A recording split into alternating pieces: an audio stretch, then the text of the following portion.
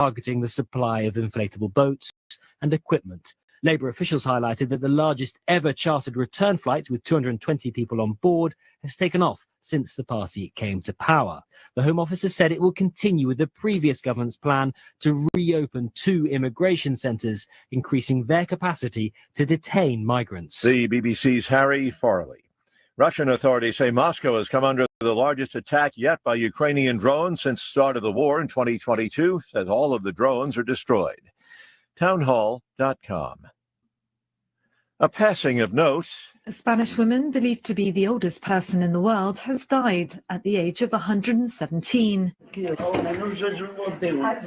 footage filmed in May 2020, American-born Spaniard Maria Brañas can be seen happily walking around her nursing home with the help of a carer. In a post on Brañas's X account, her family wrote that the 117-year-old had passed away the way she wanted to, in her sleep, at peace and without pain. The gerontology research group, which validates details of people thought to be 110 or older, listed Brañas as the oldest known person in the world after the death of French nun Lucille Randon last year. I'm Karen Chamas. Wildfire forcing suspension of rail service in northern Nevada, leaving about 3,000 rural residents without power. However, authorities say firefighting crews have halted the spread of the flames. More on these stories at townhall.com. From the Michaels Flooring Outlet Weather Center.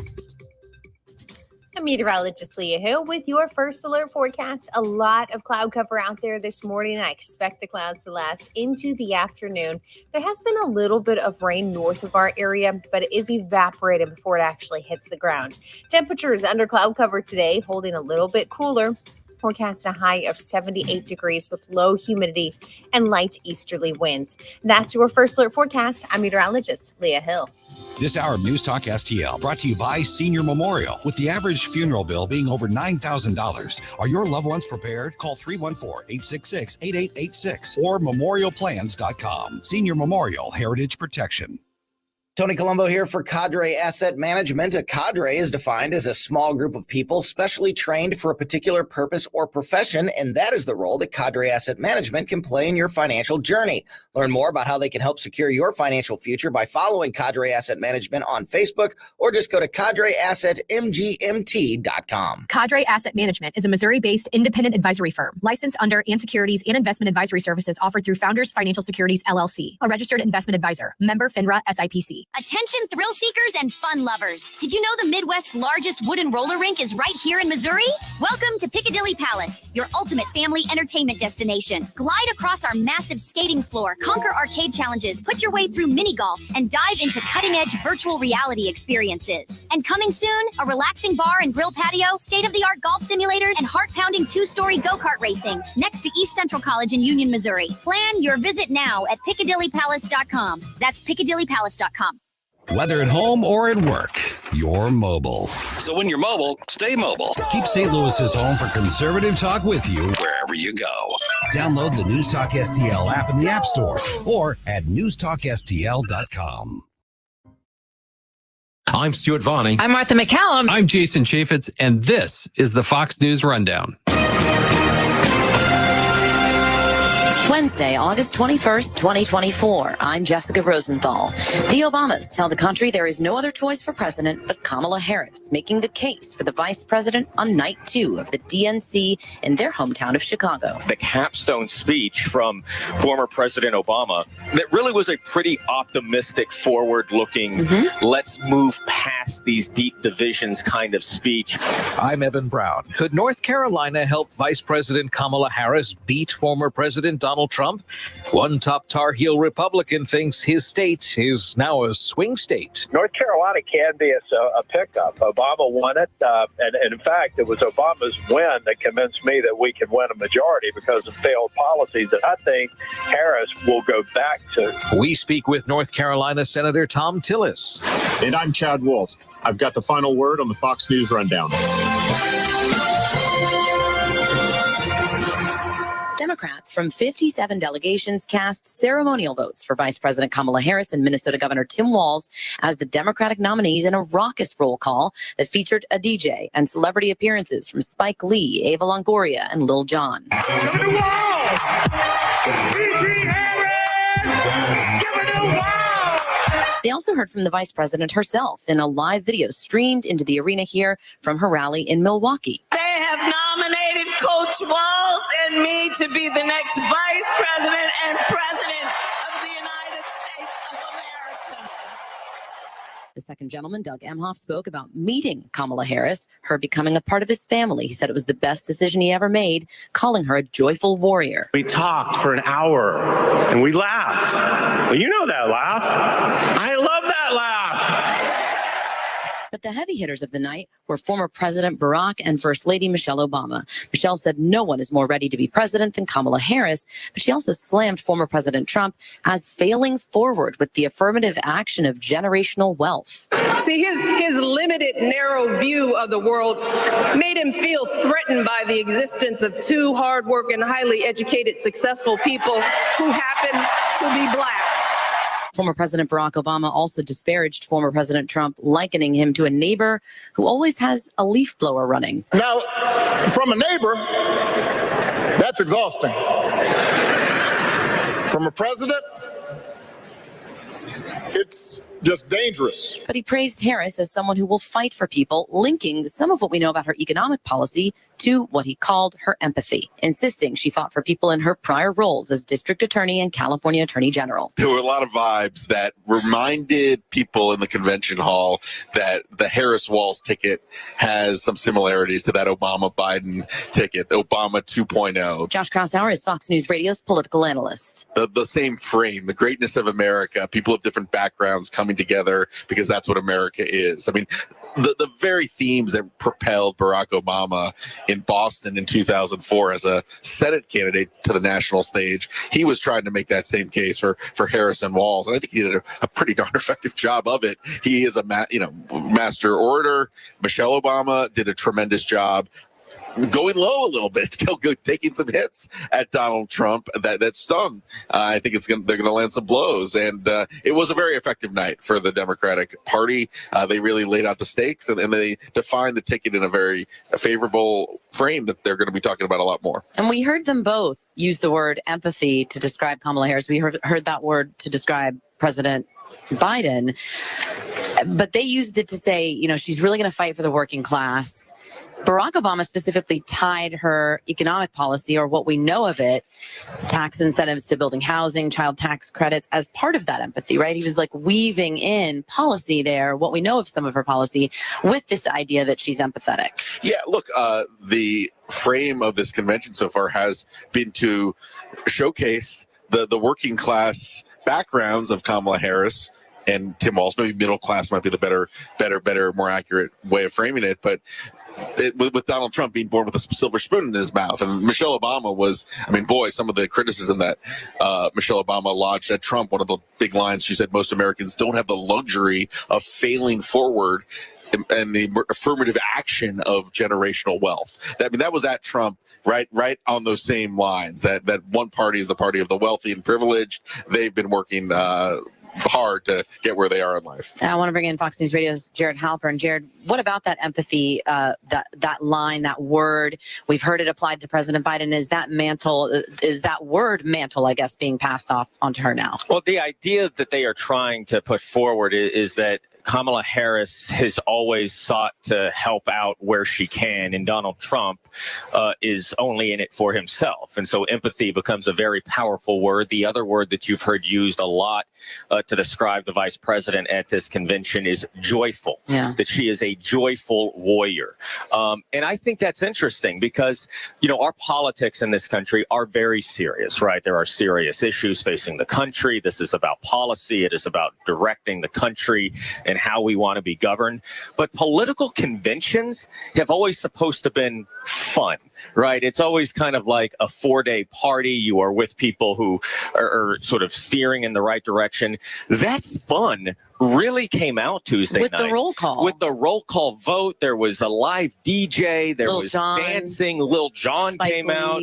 And so I think that was an interesting phrase to use the word joyful to describe the vice president, and then kind of put on this almost concert-like event at some point. You know, during that roll call, the lights are down. All of the delegates are wearing these bracelets that light up in different colors. There was music blaring the whole time. And then you had the capstone speech from former President Obama that really was a pretty optimistic, forward-looking, let's move past these deep divisions kind of speech, almost a hearkening back to 2008. That's always been his message, but change. To hear him bring it again, to hear him talk again about, guys, it's really, really divided. Like how, you know, it was— show grace to other people. Listen to other people, line. right? Hearing him again, do you think the crowd ate that up, that they wanted to hear that? Yeah, I don't know if they wanted to hear specific. I don't know if there was much that either Obama could have said that was not going to be so well received by this crowd. But I think it was a message, again, that as they try to build a coalition of voters, they are trying to obviously keep their base intact. But one thing that you heard President Obama say is that's the way you build a Democratic majority, that they are trying to bridge different divides to see if they can build upon maybe a shared concern about what a second Trump presidency looks like, show grace to neighbors who may not understand the way that you understand, give them time in a fast evolving world to kind of come to terms with what's happening around them. That was a message that up until you heard former President Obama deliver had kind of been missing from this convention. And Josh, to your earlier point about some of Michelle Obama's more pointed language, you know, in contrast to her husband, she specifically said there are people desperate for a different outcome here who will work against Kamala Harris, and that some will lie about her. So it almost sounded in that moment as if she was saying, if you don't like Kamala Harris, if you do want a different outcome, you're a problem. And I did wonder about how that contrasted with hearing Barack Obama's message of listening to those we disagree with. She called on the delegates here to do something. That was a call to action to say, we all have to kind of defend Kamala Harris from the inevitable attacks coming from the Republican ticket. I remember Michelle Obama's line that's become so famous: when they go low, we go high. This was a lot of, you should go low. You should really hit Donald Trump because he's a threat to our future. That was a call to action and really almost a call to arms against Donald Trump and how the stakes are so high in her mind for this election. We also heard from the second gentleman, Doug Emhoff, Kamala Harris's husband. He was friendly, he was goofy. He told the story of meeting Kamala, called her a joyful warrior, as Jared already noted, but he said the thing is she's still a warrior. I thought that was important. He talked about standing up to bullies. He talked about how when he was young growing up, his parents told him that you have to stand up to bullies, and that is what his wife, what the vice president has done in her political career. It certainly, again, they are trying to show a contrast between Harris and Trump. Trump is certainly being described by a lot of speakers as this bully that is not going to protect basic freedoms, is not going to respect institutions, is going to make decisions that enrich him and his friends, and that there needs to be somebody who has experience taking on bullies, as they have sort of touted the vice president's prosecutorial record. Okay, tonight we hear from Minnesota Governor Tim Walz, the vice presidential pick. He's coach, he's sergeant, his titles are varied. Who does he make the case for tonight? Is it himself? Is it Kamala Harris? Is it both? I imagine we're going to hear from people who know him, who like him. We need to learn about him as well. Well, look, if we're making the comparison between this ticket and the Obama-Biden ticket, he is the Biden. He's playing the Biden role, the guy who's the emissary to the white working class. In style, he certainly has that bio, the football coach, the high school teacher, the plain-spoken language. That is going to be, a lot of people don't know who Tim Walz is. They see the image of Tim Walz. And look, they're not going to be voting for Tim Walz. They're going to be voting for a Harris Walz ticket with Harris being the top of the ticket. But we talk about these blue wall states, these Midwestern states near Minnesota that share a lot of the same characteristics, a lot of blue collar workers in Michigan, Pennsylvania, Wisconsin. Tim Walz is the MSA. You're going to see a lot of Tim Walz in those states because those moderate blue collar voters are going to have to hear like what they hear from Tim Walz to help reassure them that Kamala Harris is an acceptable choice. It seems like what they are hoping Tim Walz can bring to this ticket is say the same thing that other Democrats are saying, but use a different language to try and maybe attract more voters, again, broaden that base. One of the lines that Tim Walz has been using frequently on the campaign trail is mind your damn business. He has been using that in the context of kind of freedom and kind of why do Republicans care so much about the way that you're living your lives? We're the party of freedom. You've heard that from Tim Walz. Another notable thing that in sort of the first weeks here of this launch is he has talked about how he is a hunter in Minnesota. When he was announced as the running mate, the campaign shop had camouflage hats, which you often see, I think, at Republican conventions, probably more than Democratic conventions. At least for the rollout of Tim Walz, that was the #1 seller on the Harris website. I've seen it here. Speaking of that, Josh, finally, some folks I've talked to have said they really, here at the DNC, they really like his mantra of mind your own damn business. But I do have a question about that because during COVID, Minnesota had a phone line set up where you could tattle on your neighbors, and thousands of people used it to rat out people who were violating stay-at-home orders. That doesn't really feel like minding your own damn business. Yeah, look, I mean, that's one of those examples of political jiu-jitsu where the Democrats are trying to take a vulnerability of theirs and turn it into a strength or and really go. You really advertise it on the campaign trail. Look, one of the raps on the Democratic Party is that they want government to be too involved in your lives, and that's still the case. You saw that with COVID in Minnesota, religious liberty issues. Like there's a long list of areas where I think Walz is vulnerable that government and an active government did too much and got into people's businesses a little bit too much. Taxes, COVID, the list goes on. What they're smartly doing politically, the Democratic ticket, is trying to make it trying to make the Republicans seem like the party of trying to get in your personal lives on abortion policy, on some of these social issues. And I think it's working. And you're going to hear a lot more about the Republican ticket being weird. That was a Tim Walz line as a surrogate. And you're going to hear a lot more about the freedom line. And it ultimately in a campaign, the campaign has to rebut these attacks. Trump Vance, the ticket on the GOP's, the Trump Vance ticket has not done a very effective job rebutting a lot of the attacks that have come from both Vice President Harris and Governor Walz. Fox News Radio political analyst Josh Krasauer and Fox News Radio's Washington, D.C. correspondent Jared Halpern. Thank you both for joining. Thanks, Jess. This is News Talk STL at 1019, 94.1 and newstalkstl.com. Robert is a real Prevagen user, and this is his story. I am Robert Strickler. My wife Joyce and I have been married for 53 years. Certainly one of the really important things in my life are our children and our grandchildren. I am essentially a writer. I've been involved in communications. I've been an avid fly fisherman. I've been taking Prevagen for at least 8 years. For me, the greatest benefit over the years has been that Prevagen seems to help me recall things and also think more clearly, have a crisper ability to remember and think through things. And I enthusiastically recommend Prevagen. It has helped me an awful lot. Prevagen is available in stores everywhere without a prescription.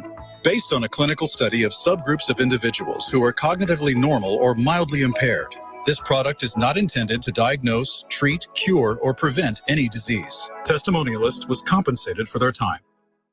Summer congestion got you down. Whether it's allergies or a summer cold, being congested can ruin your whole day. You feel tired and run down, like you're missing out on summer fun. At Navage, we're here to make breathing easy, easier. Navage uses patented gentle suction technology to help clear out allergens, dust, and mucus without drugs. In just 30 seconds, you'll be on your way to a better day. Get Navage at Walmart, Walgreens, Sam's Club, CVS, Rite Aid, Target, or online at Navage.com. Navage. Breathe better, fast. Are you having trouble hearing? Hearing loss can devastate the quality of your life. Now, there's an affordable fix for you or your loved one. Rated in the best hearing aids of 2024 by USA Today, Audion Hearing has the highest quality hearing aids at the lowest prices, just $189. I actually like them better than my old $5,000 hearing aids. I could not believe how my hearing and life changed. Join over 500,000 happy customers by going to audionhearing.com. That's AUDIEN hearing. On the next Larry Connors USA. Another day and another night of the Democrat National Convention. Are you watching any or all of it? Larry Connors USA. Now weeknights 6 until 8 on News Talk STL. I'm so tired of my water smelling like rotten eggs. Iron foul.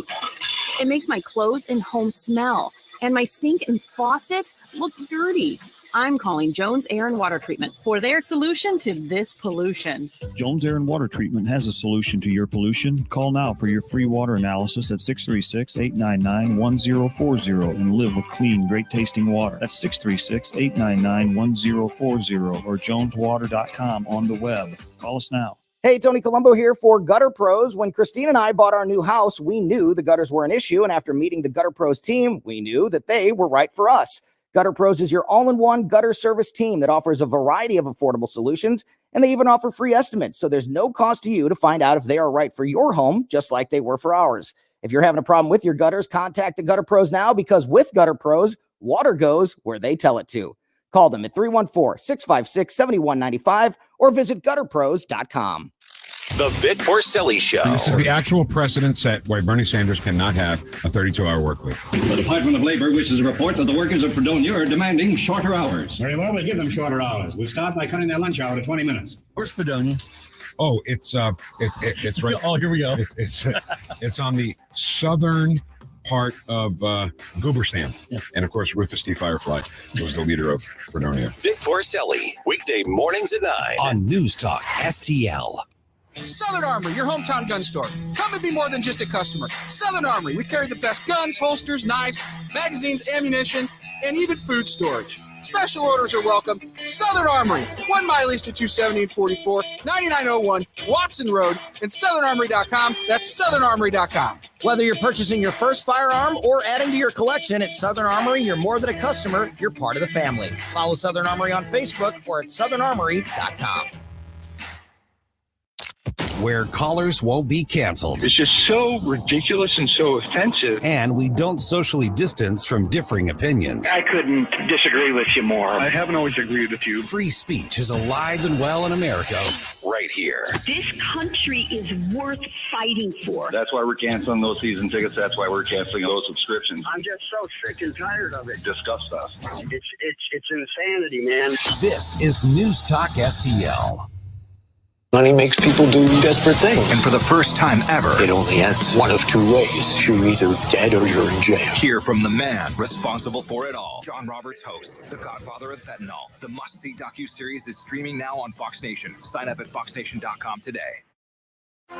You're listening to the Fox News Rundown. More coming up. This is News Talk STL at 1019, 94.1 and newstalkstl.com. The Vic Porcelli Show. So some Dem scumbag said the Trump assassination attempt was like trying to put down a rabid dog. We'll talk to podcast host Mel K about that Wednesday at 9:05. Weekday mornings at 9 on News Talk STL. Looking for the ultimate golfing experience in St. Louis?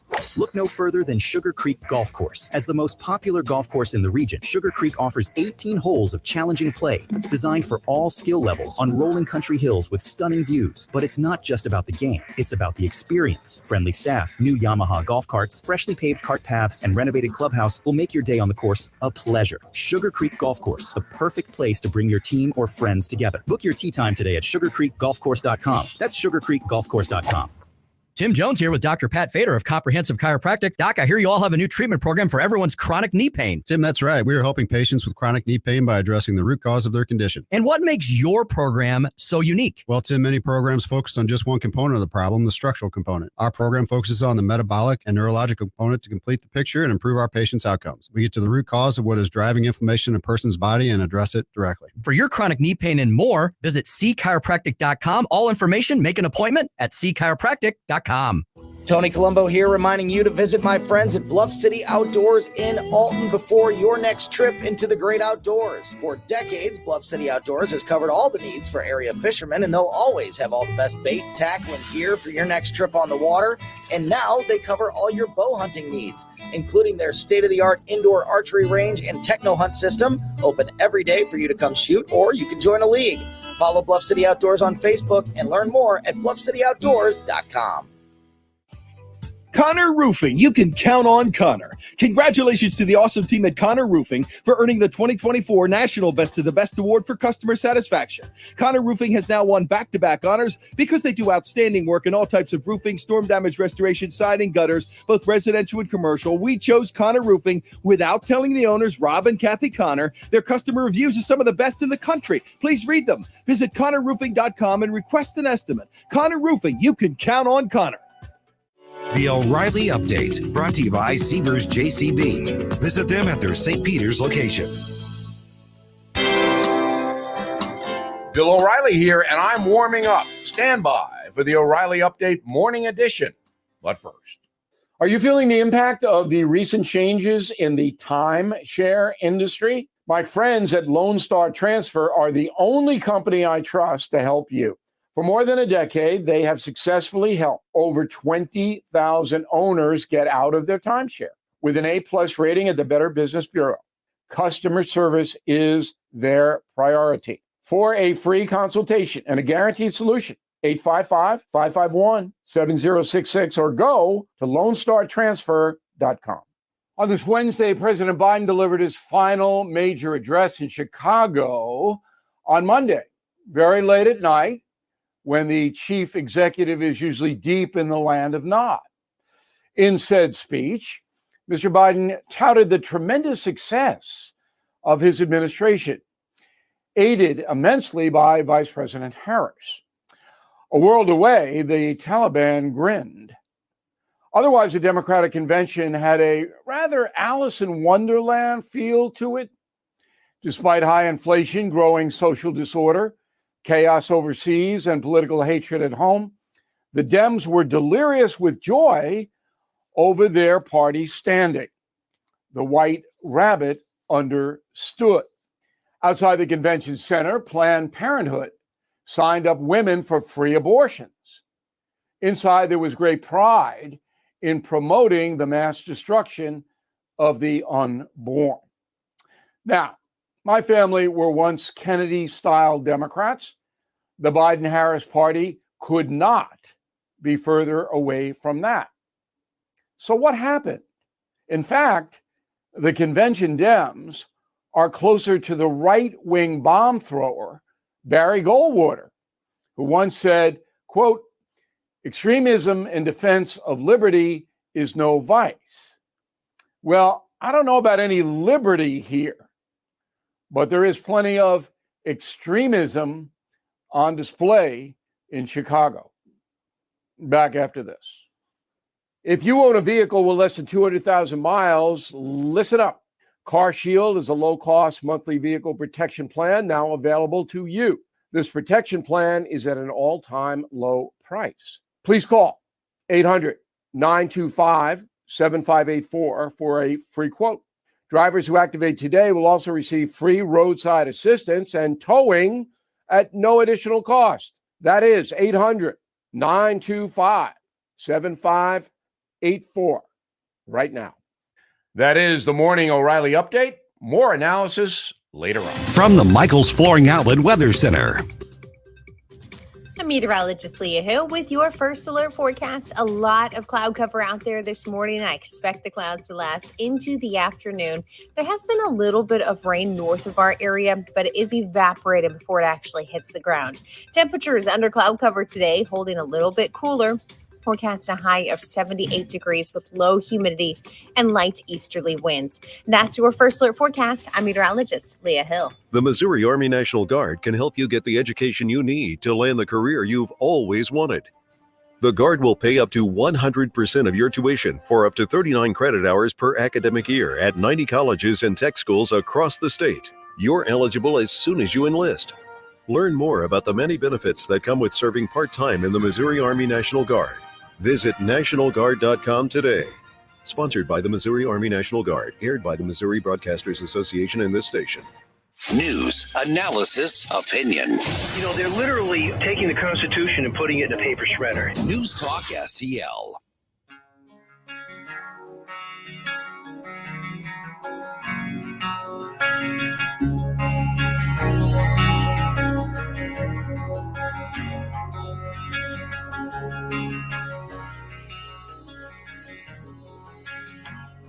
For podcast articles and more, find us on newstalkstl.com.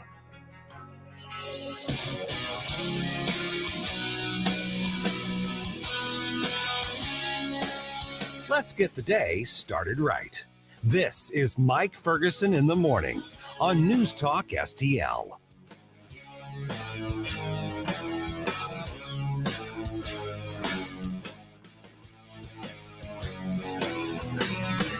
She will collect you with the carnal stare while you're suspended there. She evaluates your heart's condition. The DNC continues in Chicago, of course, and you've got everything from the lunatic children protesters protesting their own side of the political aisle, which, hey, like Gabe always says, let them fight, to the utter policy nonsense and complete lies that we're hearing from their podium.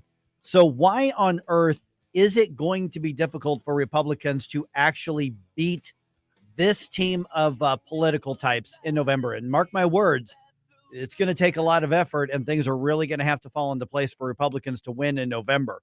Why is that? We'll talk about that a little bit later throughout the morning. On Tuesday's program, this isn't like the major policy issue, but Tony Kinnett from the Daily Signal joined us. He's actually in Chicago, or he was on Monday and Tuesday, and found an opportunity to show just how foolish these protesters in particular are. They want to protest. They want to destroy. They want to tear stuff down. Do they even know who's with them or why? Probably not. So Tony kind of took advantage of it to expose their, lack of high intellect on the internet, on social media. And he told us all about it. And I got to tell you, it was glorious and it's worth reliving. Here's what he had to say. And he's in Chicago right now, and I've got to congratulate you, Tony. Mm-hmm. I was looking over your or X, I guess we'll say X now feed, the videos that you're posting. Basically, you've got the fringe left who are so desperate to go protest anything. You're able to run out in front of them and lead them, and they didn't even know who they were being led by. This is brilliant, man. That's amazing. Give me a synopsis of your experience leading the protest yesterday. So I was told to be safe before I came up. And by the way, thanks for having me back on. I was thrilled to get the invitation. I think your guys' work is absolutely phenomenal. Appreciate it. But we're out here and told to be safe because, like you said, Chicago and violence, peanut butter and jelly. Yeah. And so we get out there and we cover the angry kind of warm-up show, like the weird comedian who comes out before the people you came to see comes out for. And after the weird trans, non-binary, furry rabbi who didn't even quote Ecclesiastes at all, even though they said that's what they were quoting, got done speaking, if that's what you can call it. Then we started moving. And I realized very quickly, I can either be in the back of this thing where there are no cameras and something could happen, or I could take 3 steps to the front, be right behind the banner, and ruin every single photo that the USA Today took so that they actually had to delete 15 of their photos. I found out later because my big goofy Midwestern grin is ruining the serious angsty vibe of the socialists and the pro-Hamas protesters. That is awesome. Now, as an added benefit, if you're in front and not behind, you don't have to worry about what you're going to step in from going behind all these people marching. That's true. The smell was not as bad, although it was still terrible. They shouted themselves hoarse and they smelled like horses. It was really quite apropos. See, here's the thing is that, we're laughing, but I really believe you. Yeah. It smelled like BO. It smelled like weed, and it smelled like the regret of a lot of wealthy parents. You know what I'm saying? Yes, absolutely. Good morning, Tony. Gabe here. Have you done much of this, kind of man on the street type stuff where you're getting in the mix, you're down and dirty with the unwashed masses? So I a little bit more than perhaps I've been used to in the past. last night we were actually getting ready for my show, and I was going to do the nice studio shot. We're over in the West Loop, and you can put some nice buildings in the background. It was going to be pretty, you know what I mean? And then we found out they broke through the second barrier and were pouring into the DNC. And I got to throw on my bulletproof vest and hike it down with the Chicago riot police, who I saw peel away to beat the ever-loving crap out of this one guy who shoved a cop in front of riot police.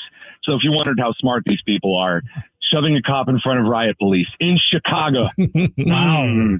Hey, Tony, let me ask you about that, because we were told by, God forbid that I question the mainstream media's reporting here, but we were told that they did not get to the second perimeter. And you're saying you saw them get to the second perimeter, and you saw, confrontation, because I was actually hoping for police to send a message to at least one of these losers. Hold on. Are you telling? This is a genuine question. I'm not just playing for the dramatics. Yeah. Are you telling me the media actually has reported they didn't break through the second perimeter? Yes. Yeah. They are reporting That's they got through. That's an actual lie. We recorded it in person. They threw down one fence, and then they lifted the other fence up like a child trying to lift up and knock over a table. They did that with the fencing that's like heavy on the bottom. They broke through the second barrier. The cops surrounded them and ended up pushing them back out by lines. I have a video explaining that online. Oh, wow. Yeah. Forget like sort of soft-handed misinformation. That's a bold-faced lie. Right, because I was looking at, like, for instance, the AP article, and everybody's reporting they got through the outer perimeter, but they specifically said they did not get through the secondary perimeter. And so, obviously there's a motivation to make it seem like it's smaller than apparently it is. That's why I'm really glad to have you on, because when you just said that, that's the first I've heard of it. Amazing. What a crazy idea. So I would say that the perimeter, though, isn't exactly anything to brag about. When I was at the RNC in Milwaukee, I had to show my ID about every 35 and a half seconds. I was checked by 15 different state police agencies on my way in. I was walking around in the inside of the secure perimeter yesterday. Guys, I don't have clearance to be inside the secure perimeter. Oh, I'm not joking. I have been rejected from press credentials here. And I was walking around. I had no badge. I had no wristband, nothing. And I'm just walking around, and in and out of buildings. I was been waved through security checkpoints. And I'll tell you what, it's like the Democrats brought their border policies to their own convention. It was incredible. Well, maybe you just identify as credentialed. Very, very smooth. And they read your mind about it too. I knew you guys would understand this. As a Cards fan, I don't think that Cubs fans usually handle things particularly well, but this was just pathetic. And now a question from a Cubs fan. Hey, Tony, stop on Tika's here. Golly, I hate to leave that behind to ask this question, but were you able to stay up late for the Biden rant? I mean, the farewell? Yeah, I actually just went to sleep 3 hours ago, and so I'm struggling through it, not as much as our president did in his speech. I got to tell you, did you see when he started talking about Trump beating him in Atlanta in the debate, and he went into half dog barking, half channeling that recreation of the Hitler speech where he's like screaming that he's losing the war. And I'd never seen him just lose it like that. I thought one pupil was dilated, one was shrunk. I was worried one of his nipples was going to fall off on stage. It was terrible. Well, the ratings might have gone up if something like that happened, but we're visiting with Tony Kinnett. Janet Jackson, I would have preferred. We're visiting with Tony Kinnett from the Daily Signal. Okay, now I want to ask about the distraction that one of the marches had that you got on video when the playground was there. I want to get to that in a second. But are there any, for instance, themes that you're seeing? We're seeing talking points coming down from above on the left, including to the media. And so when you look at everybody who's attending, I mean, you know that they've got to be in somewhat of panic mode. But what's the overall like theme and message that they're trying to settle on to take out to people during the campaign here? This weird joy thing is very strange. If you've ever seen the movie adaptation of the book 1984, there was this direction that was given to the extras on the set. They were supposed to have what's called a placid, forced smile the entire time they were on camera. And I swear, gentlemen, that is what it felt like. You had to walk around with this pasted smile because it is joy. You feel joy at the Democratic National Convention, don't you? Big Brother loves you. And it's creepy, guys. Wow. And that's the theme here, because underneath, what do they have? They're yelling about abortion, not exactly a cheery subject, no matter how hard they cheer it. Socialism and Marxism and overthrowing stuff, and how much they hate Israel. What a platform for wholesome joy and love, isn't it? Oh. I mean, it's depressing.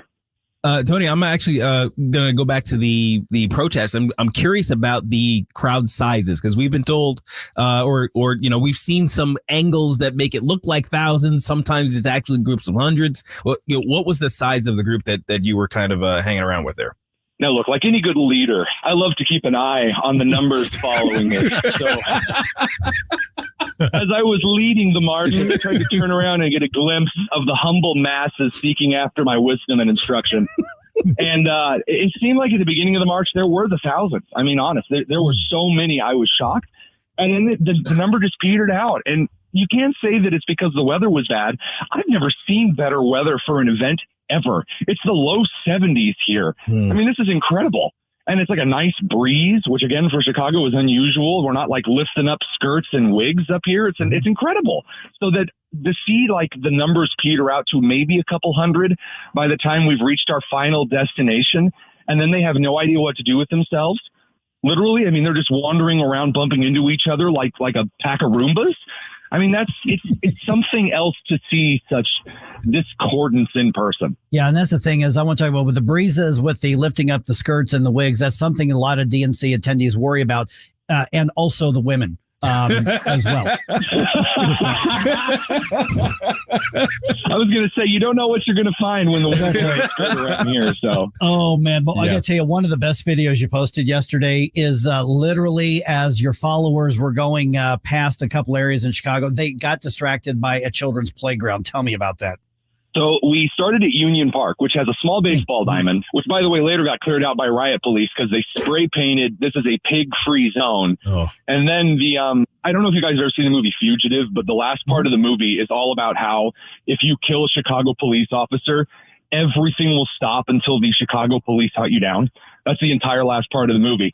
And that's true. That's not a stereotype. That's the honest to God's truth. I watched riot police pull away while they were being ordered back in line to beat the living crap out of one of these people for shoving a cop. It was incredible. Anyway, aside from that, we left Union Park. We marched down the street. Of course, me at the front, fearlessly, humbly, amazingly, bravely. I know. And we finally get to this children's playground, and I think they're going to march through it. No, they stop and they start climbing on the equipment. And I look and there are grown adults on the swing set, like bending the steel. I was like, you guys have seen Angry Birds, right? When the really overweight bird is in the small slingshot. That's what it looked like in the swings. It was disgusting. Okay. And someone fetch me my harpoon. You paint such amazing pictures. But I'm telling you, I was watching the video just cracking up in my living room yesterday. It's on there. And we've already tagged you on ours, but just so people know, Tony, where do people connect with you to follow these? Because is this the plan to do this again today? Well, I was going to go home today. It's back to my old Indiana home and rest and actually be around people with an IQ above 15. But instead, after yesterday, I've decided I'm stubborn and I'm going to stay.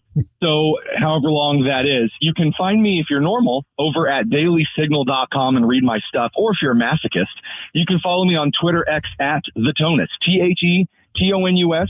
If you want to call me ugly, I'll reply. I just might call you uglier. First morning news dump of the day comes your way in about 2 minutes and 33 seconds right here on 101.9 and 94.1 News Talk STL.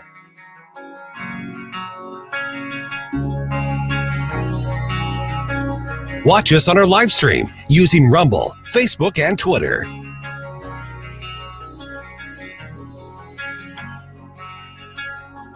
Get up, St. Louis. It's Mike Ferguson in the morning.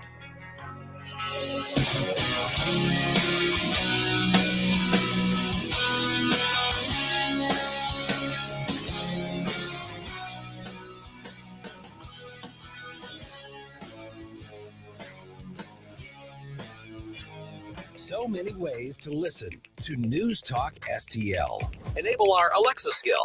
Hello. Hey, Alexa. Yes, I'm listening. Play News Talk STL. Welcome to News Talk STL, conservative talk radio for St. Louis. Never paint again. This is Darren, owner of Rhino Shield. Want to eliminate painting your home, business, or church? Call the experts at Rhino Shield. Rhino Shield is a revolutionary ceramic wall coating to regular paint and vinyl. Perfect for aluminum, steel, unpainted brick, block, stucco, EIFS, drive-it, cement board, and wood sidings. Rhino Shield eliminates wasting time and money painting year after year. Our ceramic coating deflects 90% of the sun's UV rays and 100% of the moisture. Our clients want affordable protection with the elimination of maintenance. Rhino Shield protects your biggest investment while maintaining your architectural features and gives you the curb appeal you deserve. Make your home great again by working with the Rhino Shield experts. A+ rated with the BBB. Call 877-25-RHINO, 877-25-RHINO, or 877-25rhino.com. See what we did there? Genius. Tell them, ladies. Go Rhino Shield. Never paint your house again. Rhino Shield. News Talk STL is proud to have Doug Voss as part of our lineup every week. Doug has been a staple on St. Louis radio for many years as one of the leading financial experts in the area. You can hear Doug and Safe Money Radio 3 times every weekend on News Talk STL. And in case you miss anything, you can check it all out at DougVossSafeMoneyRadio.com. What else do our listeners need to know, Doug? Simply put, I focus on helping pre-retirees and retirees build, preserve, and protect retirement assets, and I've been helping my clients solve their insurance and financial needs for the past 33 years. I also strive to educate my clients on how to prepare for retirement, minimize the impact of market volatility on their assets, and deal with the challenges of increased longevity. Call me today at 844-676-SAFE. That's 844-676-7233. Doug Voss is a registered representative. Securities offered through DHL Securities, LLLP, member FINRA and SIPC. Every day, the men and women of the United States Marine Corps demonstrate their commitment to defend the American way of life. Since 1775, we have served our nation as a force in readiness. From combat operations to humanitarian assistance in every corner of the world. No matter where the mission takes us today or wherever our country needs us tomorrow, we always remember the land we call home. As Marines, we take a stand for each other, for our nation, for us all. The few, the proud, the Marines. If you have a phone, you have a radio. Download the News Talk STL app and listen anytime, anywhere. Danny Define here with the Next Gen, all new times, Sundays at 8 p.m. right here on News Talk STL. Now back to Mike Ferguson in the morning. You hear something really stupid? All right, go ahead. My old man baseball game last night, the Yeah. team we were playing against, one of the wives was like playing walk-up music for everybody.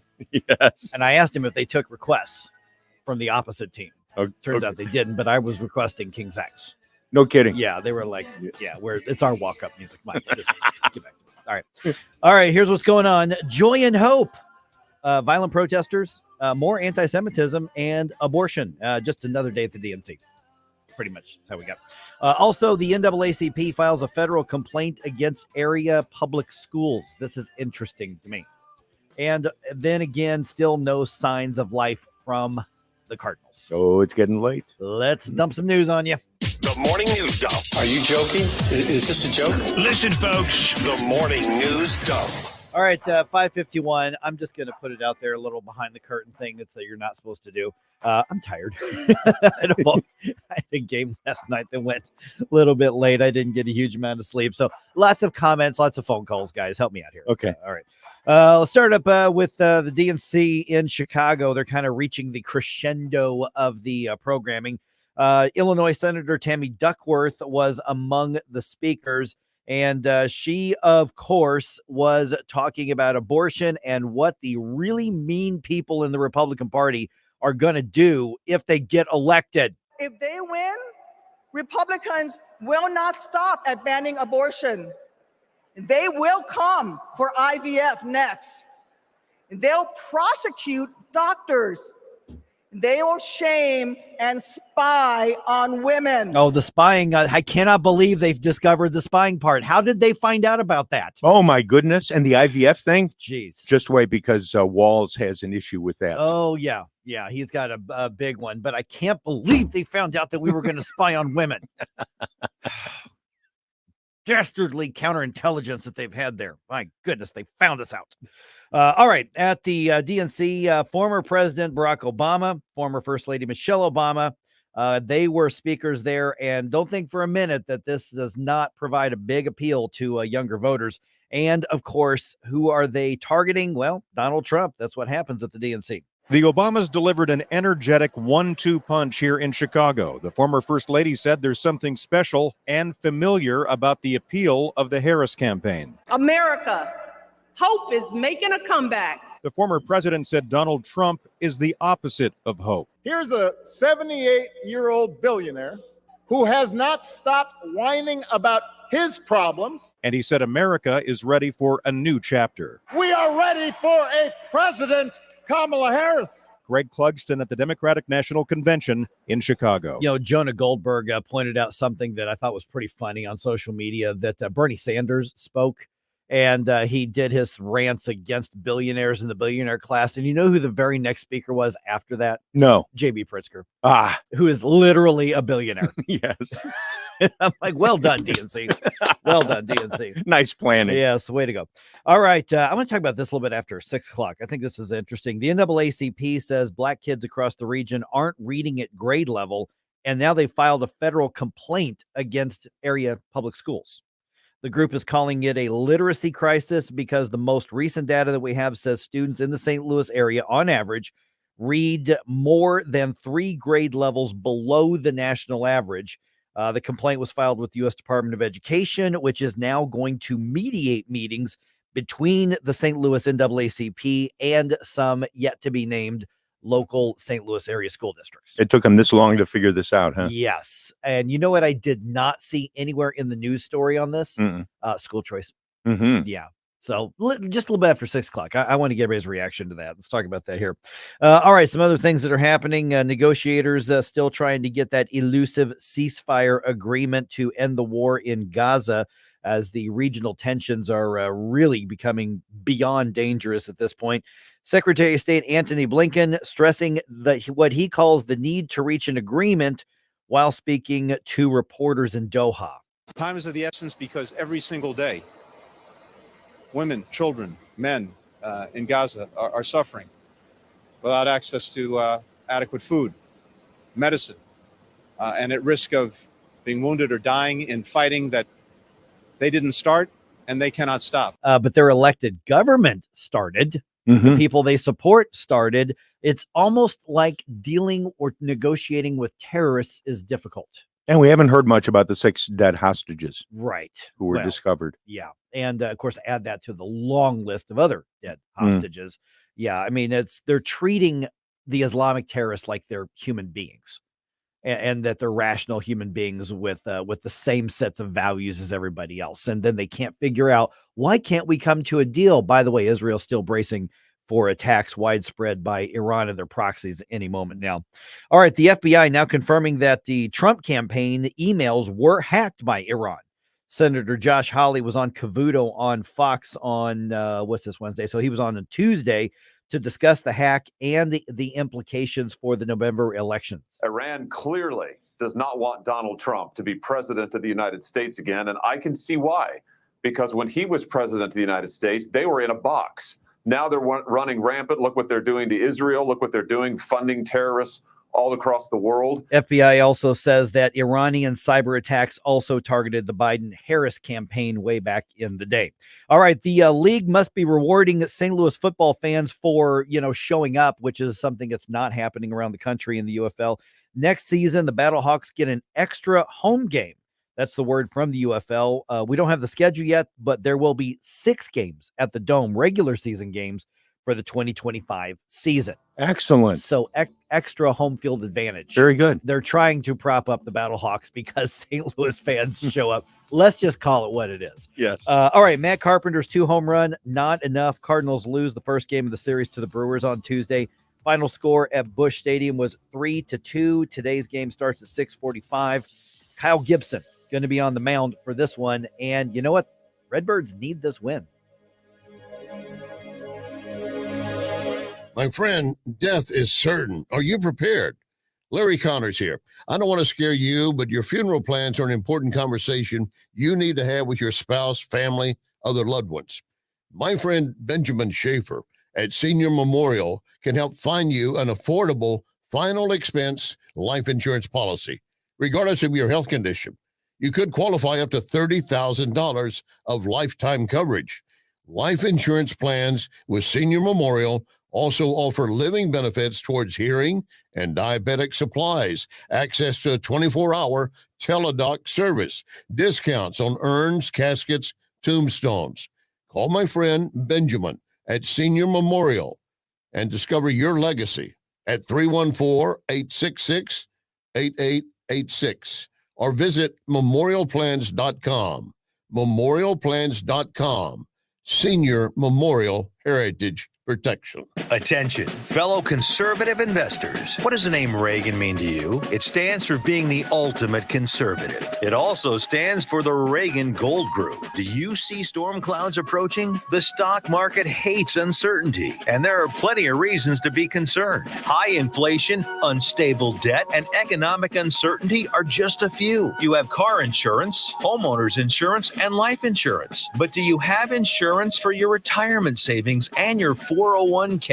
We urge all fellow conservative investors to learn about the one asset that could help ensure your nest egg doesn't crack under economic pressure. GOLD, gold. Call the one name any conservative investor needs to know about. Reagan Gold Group. 800-251-7963. 800-251-7963. 800-251-7963. That's 800-251-7963. KLGY HD3 Clayton, K270BW Belfast, KNBS Bowling Green. This is News Talk STL at 1019, 94.1, and always streaming at newstalkstl.com. News this hour from townhall.com. I'm Rich Thomason.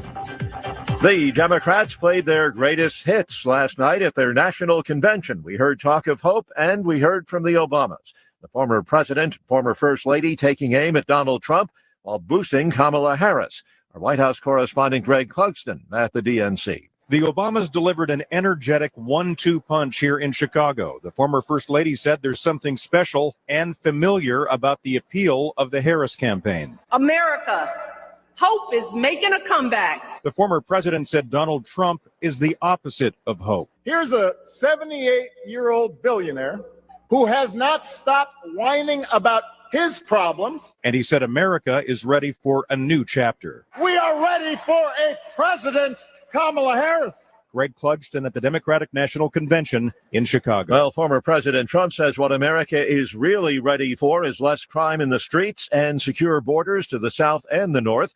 Mr. Trump telling a rally in Howell, Michigan, that when he is back in the White House, we'll bust up and dismantle the gangs, savage criminal networks, and bloodthirsty cartels, and we will stop the fentanyl. Mr. Trump says it's painfully clear the Democrats do not want secure borders, but he's certain that most Americans do. Authorities in Russia claim to have successfully thwarted the largest Ukrainian drone attack on Moscow to date. 45 drones were shot down overnight, according to the Russians. A commercial ship has come under repeated attack in the Red Sea, leaving the vessel not under command. Iran-backed Houthi rebels suspected in the assault. The bus was carrying Shiite pilgrims from Pakistan to Iraq when it crashed in central Iran. 28 people were killed. On Wall Street, Dow futures up 56 points. NASDAQ futures ahead 26. More on these stories at townhall.com. Hello, this is Franklin Graham. Does it feel like the world is coming apart at the seams? It does to me. What do we do as Christians? Do we just sit back and let it happen, just waiting for Christ to return, and we just sit on our hands? No, we don't do that. He's called us to action. He's called us to take the gospel to the ends of the earth, and that's what we do. As Samaritan's Purse, we go. And we go in Jesus' name, whether it's with a truck full of shoebox gifts or an army of volunteers ready to help wherever they can, or whether we fill up one of our cargo planes and respond to the far corners of this earth. Wherever there is a need, we go and we help in Jesus' name. Don't just sit back and wait for Jesus to return. You have one life. Make it count. You can be a part of taking the gospel to the ends of the earth. To find out more about Samaritan's Purse and how you can be involved, go to SamaritansPurse.org. That's SamaritansPurse.org. From the Michaels Flooring Outlet Weather Center. I'm meteorologist Leah Hill with your first alert forecast. A lot of cloud cover out there this morning. I expect the clouds to last into the afternoon. There has been a little bit of rain north of our area, but it is evaporated before it actually hits the ground. Temperatures under cloud cover today, holding a little bit cooler. Forecast a high of 78 degrees with low humidity and light easterly winds. That's your first alert forecast. I'm meteorologist Leah Hill. This hour of News Talk STL brought to you by Jewels on Hampton, paying some of the highest prices for your gold, silver, diamonds, and more. Call 314-752-5000 or visit jewelsonhampton.com.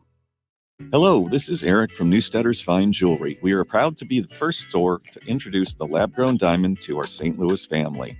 We are the exclusive home of the trademarked Wow Diamond, which is the most perfectly cut and polished diamond you will ever experience. When our customers see them, they just exclaim, wow. This is a diamond that will sparkle from across the room. These beautiful diamonds come in every size and shape to perfectly fit your needs. Let us educate you on these at wowdiamonds.com. In the fast-paced world of digital marketing, making connections is a challenge for any business. But what if we told you there is a place where connections aren't just made, they're grown? Meet 2060 Digital, your premier Google partner and top-tier digital agency. We don't just follow trends, we set them. At 2060 Digital, we're not just another agency, we're your strategic partner. We dive deep into your challenges and develop solutions that drive measurable outcomes. Ready to elevate your digital presence with campaigns that connect? Google 2060 Digital today. St. Louis's new choice for conservative talk. Thank you for the opportunity to let me vent here. Live and local. Way to be, guys. 1019 all the way. This is News Talk STL. I am home. Mike Ferguson. I have come here to chew bubblegum and kick ass. And I'm all out of bubblegum. Gabe Pfeiffer. We have a hope. Get up, in case you hear the alarm. Get up. What do you call a genius in President Biden's Homeland Security Department? A visitor. Mike Ferguson in the morning on News Talk STL. Get up, in case you hear the alarm. Get up. Good morning to the people of St. Louis. All right, the NAACP files a federal complaint against local public schools. This is a fascinating story. This is interesting. Yeah. Yeah. By the way, pro-abortion forces do not want their goals of Amendment 3 stated clearly on the ballot. Oh, of course not. No, so they're suing. Second lawsuit they've had over ballot language. Wait a minute, another one? Another one. Yep, another one. Filed Interesting. yesterday. Yep. We'll tell you about it at 6:20. A little bit later on today. And I've generally been one of those who's ignored him, probably 7:20, 7:35, something like that. Apparently, the RFK Jr. campaign is thinking about dissolving and getting on board with Donald Trump. Right. That's what I've seen too. Right. It's in a number of places reporting that. His VP pick, whoever she is, she's like some left-wing kook. She actually said in an interview that they were discussing it. That's interesting. Yeah, it is interesting. Let's just say I've got mixed feelings on it. I don't know that RFK Jr. is going to be that big of an impact in the race one way or the other anyway. But there are some key states where they are on the ballot and that could make a difference. But the thing is that if they're on the ballot, they're on the ballot. I mean, you don't go to the Secretary of State of whatever state and go, hey, I know where we qualified. We turned in the signatures. We did the paperwork, but just take us off. That's not how that works. You're still on. Right. And they've spent a lot of money getting on the ballot in a lot of states. So Yeah, it's really weird. It is very weird because I'm wondering what the effect is gonna play out to be. And there's also the discussion behind the scenes about his possibility of being in the administration if Trump wins. Yeah, see, that's part of my mixed feelings on this because it's I don't know. For RFK, maybe that's the brainworm talking. I don't know. But, I mean, there are maybe like 2 issues on which he said things that I agree, but everything else is horrible. Oh, he's a far leftist. Yeah. I mean, so when, they talk about, possibility of, him joining the administration, this is part of like, as a conservatarian, there's some things I'm not liking what I'm seeing in all of these deal makings here. I mean, so let's talk about the 7 o'clock hour. So here, politics is icky. It's gross, but it is what it is. We have ceded so much power over our lives to these politicians. That's why the stakes are so high. Could you do a bumper sticker for that? Politics is icky. Yeah, I should. You should. Yes. Yeah. You should. Yeah. Hashtag politics is icky. Shop Gabe. Yes. The Gabe shop. Precisely. And this is where my libertarianism comes out. I would love to be in a perfect world where if your candidate loses, you go, oh, well, that's too bad. And then you go about your life because the government doesn't have that much power over you. Yes. But we have given power to the government and they have taken so much power over our lives. The stakes are so high now. So cumulatively, this is partially our fault as well. Yes, because we didn't stop the tide, as it was slowly moving in. Right. All right. NAACP of St. Louis. They have filed a complaint with the U.S. Department of Education over what they are calling a literacy crisis. So basically what they've done is they've filed a complaint with the Department of Education saying the public schools are not teaching kids. These kids, primarily minority students, Black students, are reading 3 levels below the national average when it comes to grade level. And so they're filing the complaint. And now the Department of Education, because of whatever this process is, they are going to mediate meetings between the NAACP and some local school districts. The report that I've got at KMOV doesn't say which school districts, but some school districts. I think we can guess which ones. St. Louis, ones in North County, things like that. Oh, yeah. Yeah. Hey, Mike, why does the NAACP hate teachers? Am I doing this right? Yes. I think that's how that's supposed to go. Attacking public education. Don't they understand the virtue of public education? We defend the system at all costs. Yes, exactly. Why do they hate all the people who love children? Yeah. So according to this article here, the NAACP is also asking the public to support existing reading programs and create new initiatives to help kids in the region. Oh, I have an idea. I have an idea for initiatives that would help kids in the region. Okay. School choice. Oh, wow. Yes. Yeah, I think that's correct. Education freedom. Yeah, imagine that. I mean, it's actually proven. They have the same statistics that show that kids are reading below grade level at public schools shows that kids in areas with school choice have much more improved results from their education system. So it's if they just flip a few pages into that report that they're reading, they might find a solution to their problem. I've got a feeling that those mediated meetings between the NAACP and the area schools are not going to end up with, what we really ought to do because we care about kids so much?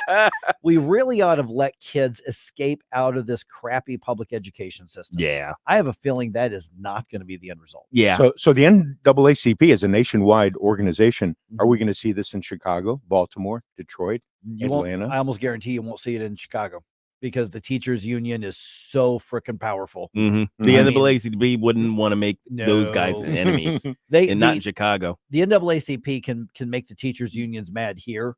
They will not mess with them in Chicago. I wonder what Baltimore's like, because Baltimore has particularly bad results in all these other things too.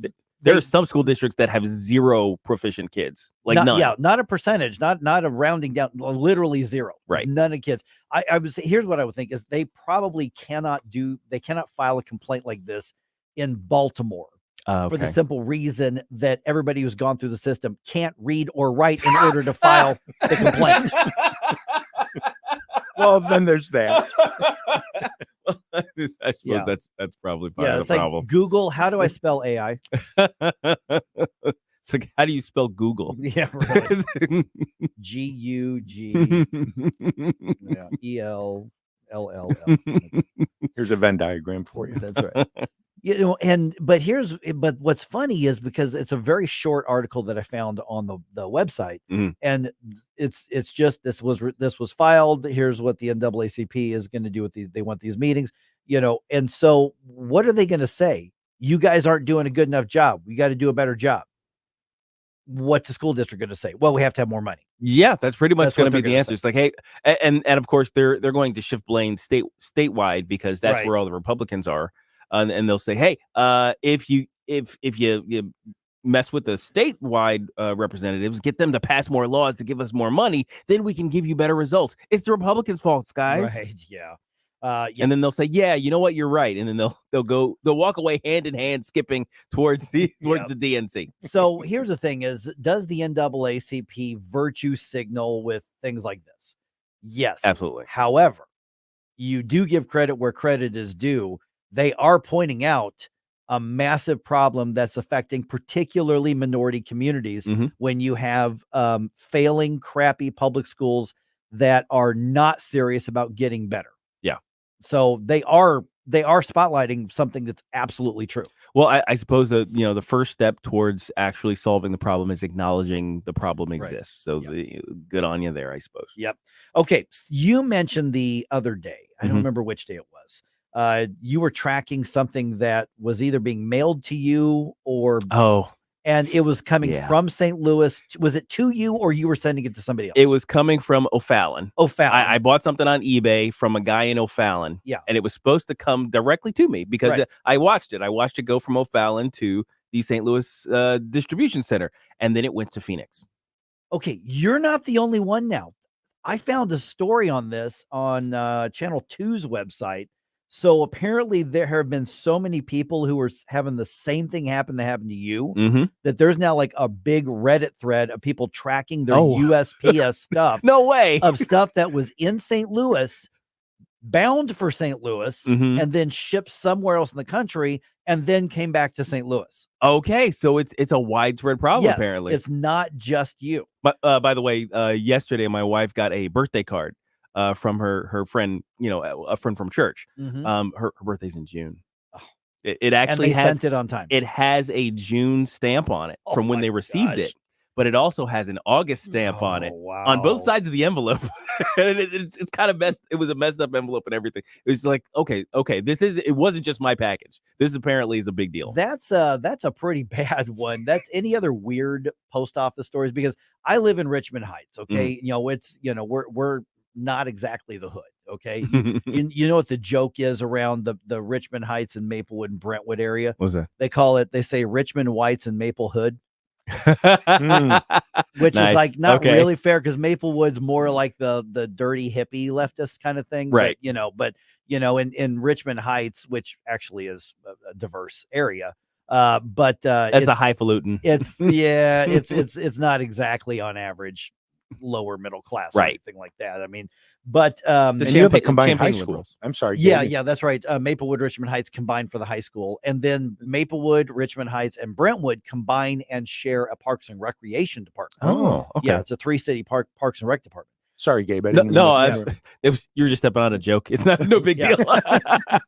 But here's the thing. I say all that because we know in Richmond Heights, do not waste your time going to the Richmond Heights post office. Oh, wow. Just the post office itself. I've tried it a couple times. Don't bother. Don't waste your time because they are angry that you showed up and made them do something. They got mad at me once because I was going to ship a box and I asked to borrow a Sharpie. Really? Yeah, they're like, we don't do that. I'm like, you got a Sharpie right there. It's just handed to me. Give me the damn Sharpie. It's a Sharpie. Right. And then they tell you what they can't do.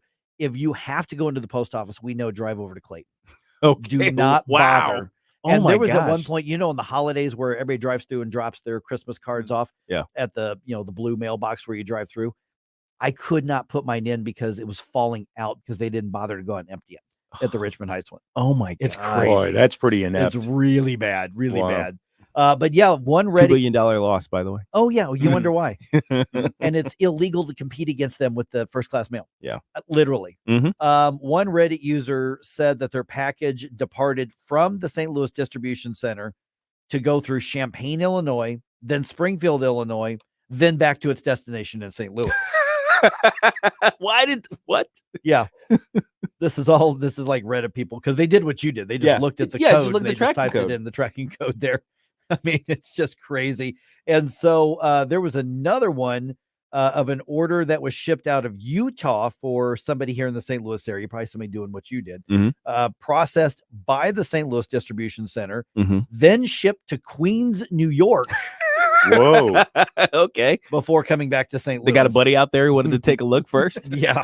Just to verify. They've had a few issues with that too. Oh my gosh. So it's the St. Louis distribution center. That's the Yeah. problem. That seems to be the focal point so far of all of the problems. Yeah.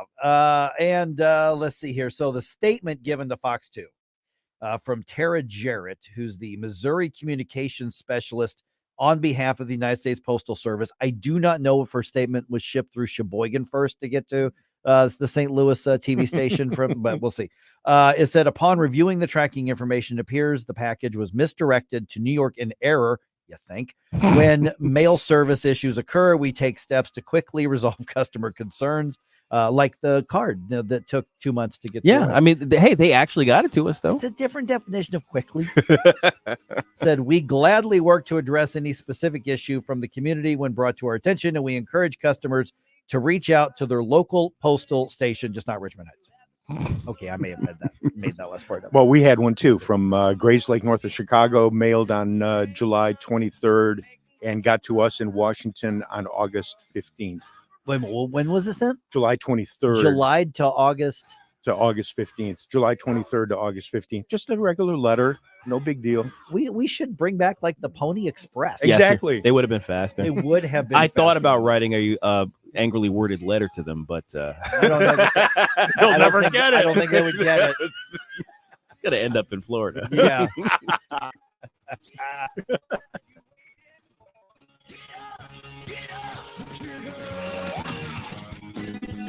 Get up. It's Mike Ferguson in the morning. 1949, the last time a Republican held the top post in St. Louis City. A gallon of milk was 84 cents, and streetcars ran down Grand Avenue. The city was booming. Unfortunately, St. Louis city streets are no longer the epicenter of family and business life. In the 80 years of Democrat control, our city has been on a steady decline. St. Louis City Republicans believe it is our duty to provide a different path forward. Learn more at stlouisrepublicans.com. Paid for by St. Louis City Republican Pat Curtis, Farber Treasurer. At Seidenstricker Nobe Partners, we know the value of hard work, and we are here to support you every step of the way. Whether you're a farmer, rancher, or homeowner, we have the solution for you. Our John Deere compact tractor packages are reliable machines built to tackle any task on your property. With low monthly payments and finance options, SN Partners makes it easier than ever to bring home the power you need. Visit snpartners.com for more information. Seidenstricker Nobe, your partner for the land. Tim Jones and Chris Arps in the afternoon. Mark Harder, he is running for Missouri Senate District 15. Before I let you go, someone wanted me to ask you about the sign that is next to yours, and it said Harder Daddy. Some little prankster actually went out and invested about probably $50 in a vinyl banner and hung it next to my sign. So, I guess there's no bad publicity. Funny. Tim Jones and Chris Arps. Weekdays at 4 on News Talk STL. Hey, Colombo here for Intervine, a great local company that has customers all across the country due to the quality of their products. Intervine has the best flashlights, lanterns, headlamps, and even batteries, including the new Monster 2000 Lumen waterproof lantern and the Sentinel 2000 self-defense flashlight.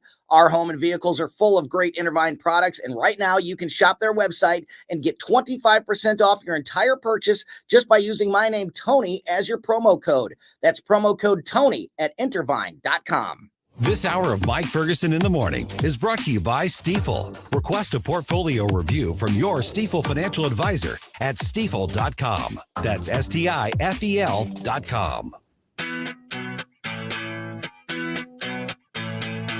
Hi, it's Dan Bongino here, and I'm proud to be on News Talk STL every weekday from 11 to 2. Right now, you're listening to Mike Ferguson in the morning. On the Rumble chat box, Yeah. you guys may want to check the Facebook one and everything, but we're getting story after story after story on post office. There it is. Yeah. Yep. Inefficiency and incompetence. You thought you were alone. Let us commiserate together, everybody. Yes, this yes. is a great big News Talk STL group hug. Come together. Oh, I'll give you another one from last Christmas in the neighborhood we used to live in South City. I got notes from our former neighbors in Compton Heights where it took 2.5 weeks for them to get Christmas mail. So stuff that was mailed in November barely got to them in time for Christmas. Stuff that was mailed maybe 4 or 5 days before Christmas didn't show up till late January. I mean, the post office understands that the 12 days of Christmas, while it is a real thing for Orthodox believers, and it's a song, we want it on a specific thing. Yeah. But you know whose mail always gets there exactly on the day they want it to? Yes. Politicians and their campaign Oh mail. gosh, yeah. We were flooded, Yep. right? We were always we were complaining about all those things. They filled up my my little recycling box I have at home. Yep.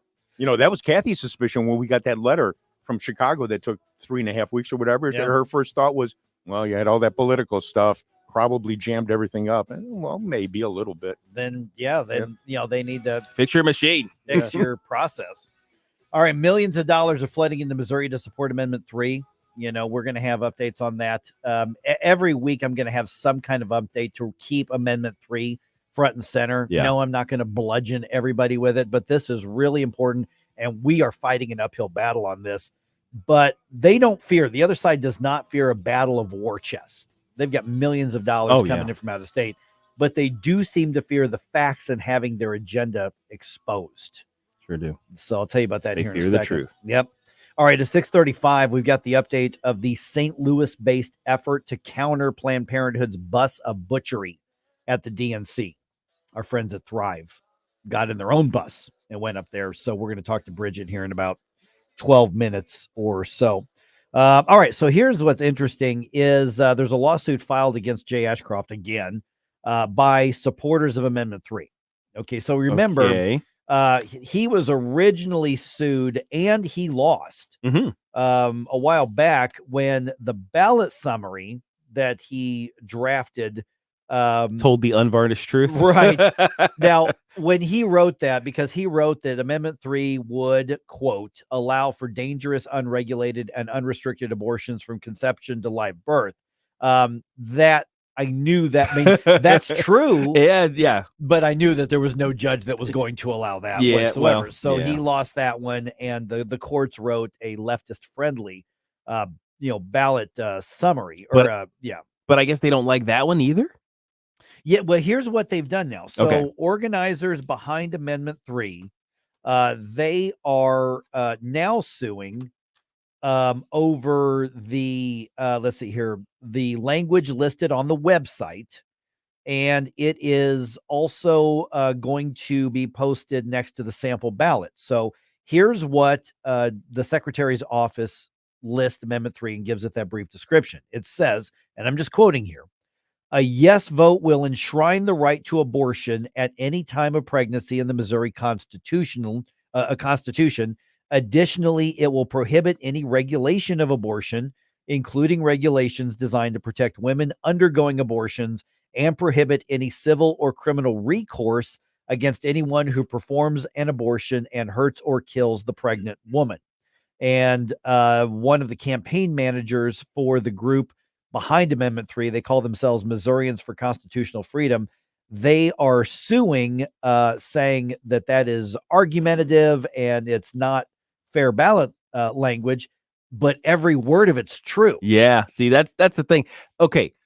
I guess maybe this speaks to my political ignorance, and it's just when ballot language is true. Yeah. Isn't that automatically fair? Well, because the truth is the truth. Under Missouri law, it's supposed to be neutral. Okay, but but the truth is rarely neutral on Right, anything. well- because it's making a definitive case See, for here- something. Here's the thing is that everything there is true. Okay. And you can highlight some truths more than others. Well, yeah, I guess if I think about how some of these headlines have been written, for certain things and their bias showing, even if they're saying something true. Yeah, I mean, I suppose I can get there. Maybe this is my pro-life lens that's clouding me. Maybe I've got rose-colored pro-life lenses. But that description is precisely what Amendment 3 seeks to accomplish. Yeah. And so the best case scenario is that Jay Ashcroft ties this up in courts beyond the deadline date, and this stays on the ballot, so that people actually are slapped in the face with what Amendment 3 would do. I mean, that's our hope, is that we get the message out over and over and over, and people get to the polls and go, oh, wait, that's a 9-month abortion thing? Yeah.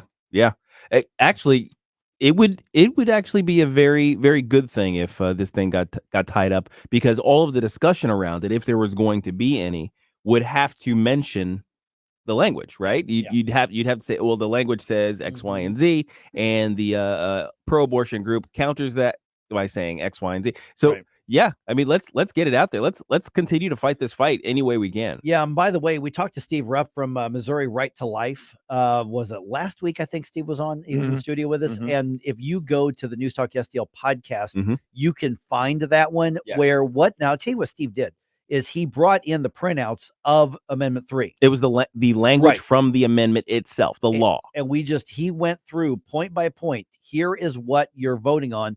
Because what happens is you get the summary, and what the process assumes is that everybody can go to the Secretary of State's website and get the detail and read the dozens of pages of what you're actually voting into the state constitution, which 99.999999% of people do not do. Nobody's doing that. And they never do. And so he just said, here is what's actually in this. So what I would encourage you to do if you're pro-life, and if you're sending it to your left-wing, pro-infanticide friends is not going to do any good. Sending it to your folks who are, they consume the news. They're not passionate about it. They got other stuff to do. They probably get annoyed with political talk. They're not going to listen to a show like this, that sort of thing. If they bring up a podcast, it's about sports or some hobby or true crime or something like that, right? You send them that conversation with Steve Rupp. Yeah. And just say, listen, this one's really bad and they're not telling you the truth. I think it was a 9.5-minute discussion or something like that. Take a few minutes and listen to this. So find that conversation with Steve Rupp at the News Talk STL podcast and forward that to your friends and send that out and say, you got to listen to this.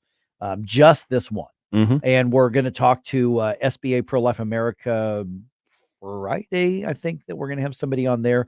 And, so we're going to give you everything that we can possibly give you to equip you to take the information to your friends and family and colleagues.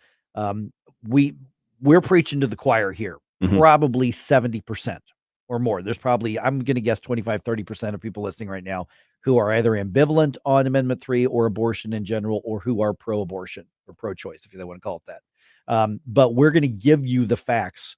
And my challenge to you is to take what we put on the air, because it's all in there digitally now. Take that and use it to win over hearts and minds. That's how I'm constructing these shows and these discussions.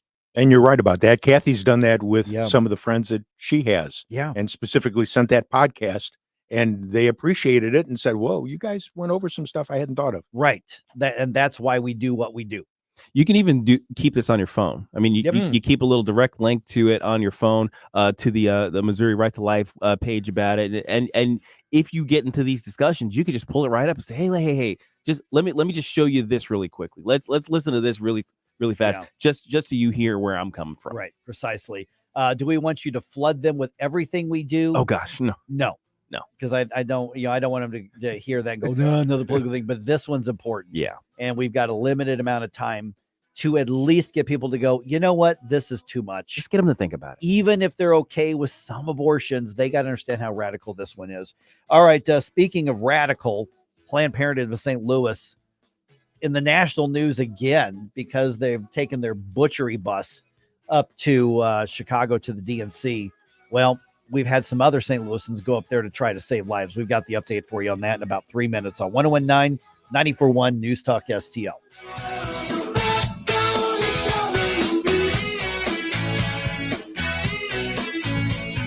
Like and subscribe to us on Rumble. News Talk STL.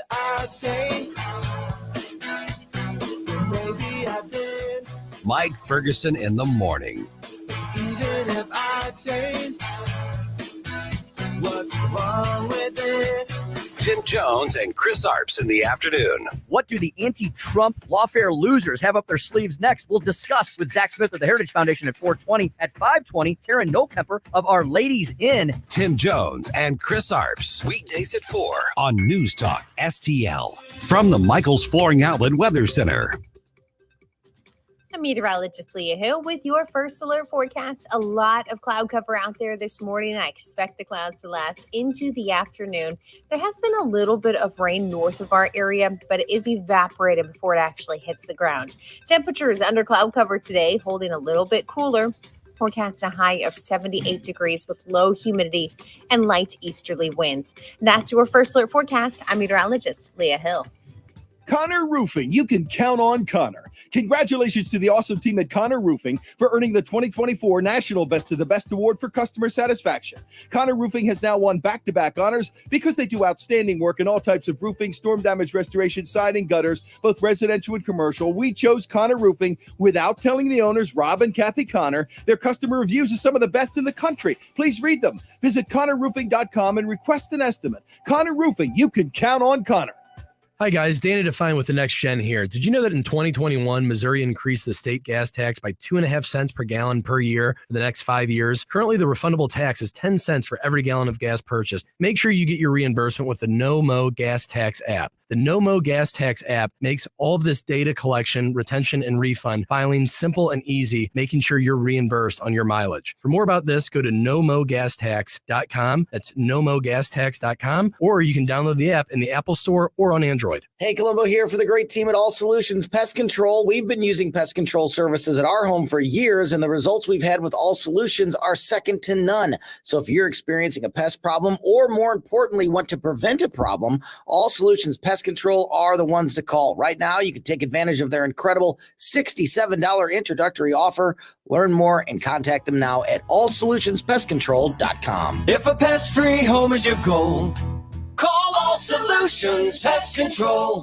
Free speech is alive and well in America. Thanks for taking my call. Right here. My point about the governor there, it is absolutely about power. I read this, I almost fell out of my chair. News Talk STL. This thing is just absolutely dripping with iron. News, analysis, opinion.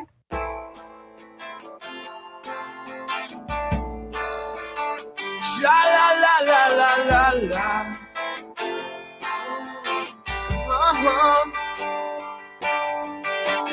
Down at the New Amsterdam, down at this yellow-haired girl, Mr. Jones strikes up a conversation. Hi, it's Randy Tobler here. Pour a big cup of coffee and catch my show every Saturday morning from 6 to 9. Right now, it's back to Mike Ferguson in the morning here on News Talk STL. I want something beautiful. All right, halfway through the DNC, which is where we are today, halfway through. How's the battle for life going outside of the arena? And the Planned Parenthood bus of butchery is still making national news. I actually just saw that this morning. There's still national reports on this. And this is something you would hope folks who disagree with us on economic policy, folks who disagree with us on trade policy, folks who disagree with us on education policy would be able to look and say, that is macabre. You're right. That is ghoulish. It's a step too far. Right. To take a mobile abortion clinic. I mean, yes, they're doing the vasectomies too, but a mobile abortion clinic and celebrate it as part of a partisan convention. With a parade and everything. Right. You would think that normal people who just disagree with us and we think are wrong on a lot of issues would look at that and go, whoa, what's our movement become? By the way, Gabe, you mentioned the parade. I saw photos from the parade, and my first thought was, they're calling us weird? Yeah. Oh, gosh, yeah. Right. Yeah, that's where we saw the people dressed up as the mifepristone pills. Exactly. Literally. So abortion weird. pills. Yeah. And the giant blow up IUD. That's right. Was just gross. Forgot about that. Yep, like a 12-foot IUD. Listen, if you are the most pro-abortion, fringed left, purple-haired, they, them, zir, whatever, I would hope that deep down you would look at that and go, gross. Yeah. But I don't think they do on the fringe left. So what about the battle for life going on? Because what happened here is Thrive from St. Louis took their own bus and went up there as well to at least offer the real alternative and at least counter what's trying to be. It's not about Democrats or Republicans. This is about life again. By the way, don't forget News Talk STL's social media. Here's what I'd love for you to do. If you are a Facebook person, then find News Talk STL on Facebook. And if you're watching this right now, hit share, please, and like. Rumble, share us on your Rumble account or take the Rumble account and put us on your Twitter or Facebook or whatever. Twitter and News Talk STL, X, like us there as well. All right. Joined now by Kevin Pliego. Kevin Pliego from Thrive. And Kevin, appreciate you being on because you're in Chicago right now. So you've had we talked to Bridget yesterday, later in the show. And so this may be new information for a lot of people here. Planned Parenthood over the weekend tweets out that they're sending the mobile abortion clinic bus. And then Bridget told us that she found out about that and quickly organized the Thrive actual medical care bus up there as well. So you've now had a full day in Chicago. What's been the reaction that you've had so far? Let's start there. Yeah, guys. Well, first, good morning, guys. Thanks so much for having me on. Such a blessing and a great opportunity to be on with such bold people and such a great platform and such great listeners. But yeah, so I'm reporting live from Chicago. I was here. In fact, I got the privilege to coordinate and direct security for the team and for the fellow partners who showed up with us. And yeah, so as you guys mentioned, it was a full day. We literally gave the call out, the audible that we were going in on Monday and then going in on Tuesday to the actual site to check out and get a layout of the land and then move our medical mobile units right next to it as close as we could into the new St. Louis Planned Parenthood's mobile unit that they had out there, which were offering free vasectomies and free abortion pills. And they were bragging about it. They were, putting that on the public. And to be quite honest, he gave us at first when we saw that, and when Bridget saw that, you mentioned, we're like, okay, crap, what are we going to do? What does this look like? If we go out there, it's going to be hot, right? And guys, I got great news. In fact, that wasn't the case. In fact, on Tuesday when we pulled up, we were there for many, many hours, and there was no action. And in fact, I looked at Bridget, and we looked at each other like, I wonder if they have two units, and they have this location to basically derail us, and then they have another one because it was so dead, literally, and like literally, there's nothing there, and we're like looking like okay, and then we showed up with a medical mobile unit, and we have two first-hand witnesses. So the medical mobile unit, the Planned Parenthood's medical mobile unit was parked in a private property behind a fence, and we have two first-hand witnesses who we won't give the names because they were just there as vendors, and they come up to us and they're like, yeah, we haven't seen any action at all. It's just weird. Would you guys like to order some food? and it's just like we do kind of smart, but in a dark situation. But yeah, so we coming back to report with you guys and talk to you guys. There was a huge victory, and literally in front of our eyes, we saw Planned Parenthood hashtag debunked and hashtag denied. They made a huge joke about this, as you guys mentioned, a huge 12-foot floaty blow up. They had a vendor next to the truck. They were offering on their website like free hot dog coupons with an abortion. So I believe that the women were like, no, we're not doing this. There's no way you're going to make fun in light of a very extreme and complex subject and situation circumstance. So yeah, that was kind of what we saw, and kind of what we were like, oh my gosh, this is nuts. So yeah, it was a shock factor, but it was a huge blessing, a huge victory for the movement to see that. So we're so excited. There's a lot of momentum. We came in with a expectation, especially because you guys know Chicago, right? Democrat. Oh yeah. City. So we're expecting tons of people, tons of lives being lost. So and even support from the opposite side, and that didn't happen, guys. It was a big public stunt and a big hoax. So it sounds like a failure. That's pretty good. Good morning, Kevin. Gabe Pfeiffer here. So it sounds like you didn't encounter anybody. Like no one even walked up to ask a question or anything like that. We actually encountered. Thanks for the great question, Gabe. So we actually encountered a lot of the media. Fox News was there, some other independent, and we actually got more time. And Bridget Van Means and John from AUL and some other of our amazing partners who showed up in support. They got more media than anything. In fact, the media was trying to get an interview with Planned Parenthood, and they kept denying them.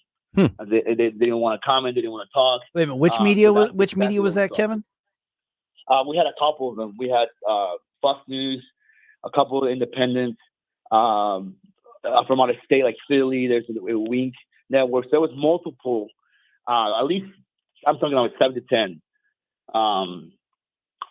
Yeah, they kept giving us more time, and it was just a great time, because I know the prayers that you guys prayed and the partners and the people who we texted worked, and we got a lot of favor and a lot of momentum. That's really awesome. Now, this location where the van is set up, where where Planned Parenthood's mobile unit was set up, you said it was on private property. It was behind a fence. Was it anywhere near kind of the perimeter, the perimeter fence for the DNC, or anywhere near where protesters would be? Exactly. It was literally a couple blocks down. It was a couple blocks down from there. So that's exactly what we were. When I told you guys I got to plan the security, directing the security, we're planning for all that. In fact, we saw. It was so close that literally after we arrived, guys, and we were like waiting there for hours, and then we saw Planned Parents like scattered really quick. Literally when we got there, they like, oh shoot, we started taking pictures, video evidence of the hoax. You saw some of the staff like literally quickly scattered and put tables up and so forth, because they knew they'd been caught. And then a lot of the like Secret Service showed up, a lot of police officers showed up in response of that. So we were extremely close. We were right there in the action, and we experienced that victory because of the prayers and the support that we have from you guys and many of our amazing partners. So. Hey, good morning, Kevin. Stal Ponticus here. So are you guys planning on staying through Thursday or Friday at the convention site? We actually are not. In fact, we would if we knew there was going to be more like media or coverage and stuff like that. So it was some momentum. We might make the call, but we're planning to actually pull out today and go back home and celebrate the victory, and not necessarily in a comfortable way, more to like, hey, let's strategically plan what's next. What do we do with this? We are visiting with Kevin Pliego from Thrive, and I've just got another minute or so left, Kevin. So I'm really, really thrilled to hear that you're exposing the fraud that Planned Parenthood is doing. They've said they've handed out a bunch of abortion pills, and I'm sure they've handed out some. But have you been able to have contact with anybody, who may be in a crisis pregnancy, or women who need help, or men who are involved with women who needs help? I mean, that's the ultimate mission in the first place. Yeah, 100%. Again, we didn't see literally anybody there. We had some of the patient advocates who were trying to make it if we did somebody that were there already prepared to make that the connection, the conversation with them. But of course, like you said, the mission is the mission, and we're here to serve, empower the woman, give them a voice when they feel like they don't have none, give them an authentic choice. And we're going to continue to do that anywhere we can, and literally everywhere we can. And with you guys' support and platform and many others, we're excited. There's just momentum going right now. We feel like there's something happening, and we got to take the best advantage of that. So for your listeners, this is the time, guys. This is the time. We can't make things up. Let's get this momentum. Let's plug in. Let's keep praying. Let's keep volunteering. Let's keep funding pregnancy research centers like Thrive and Thrive, so we continue to get empowered to do what we need to do out in the front line. So, okay. Yeah, we're very exciting time. Yep, Kevin Pliego from Thrive. Okay, so you mentioned the reason that that you all were able to say, load up the bus, we're going to Chicago, we're hitting I-55, is because you've got the resources to be able to move that quickly on that. So if somebody wants to be involved, they may not be able to get on the bus and go with you or anything like that, but they can help. What are the ways they can learn how to help or be involved? Yeah, absolutely. So first things first, we have a lot of social media out there at Thrive Homes Express Healthcare on Instagram, Facebook. We have thrivealivebasecl.org you can visit. You can send a quick message, email, call us, and then we'll make sure that we plug you in any shape, way, or form that it suits. So we like to make sure that people get in their specific lane. So again, that's thrivealivebasecl.org, and then you can always give me a call out for Kevin. We'll make sure you get plugged in. And again, this is the time, guys. This is the time it is an urgent momentum that we need to take advantage of. So we're excited.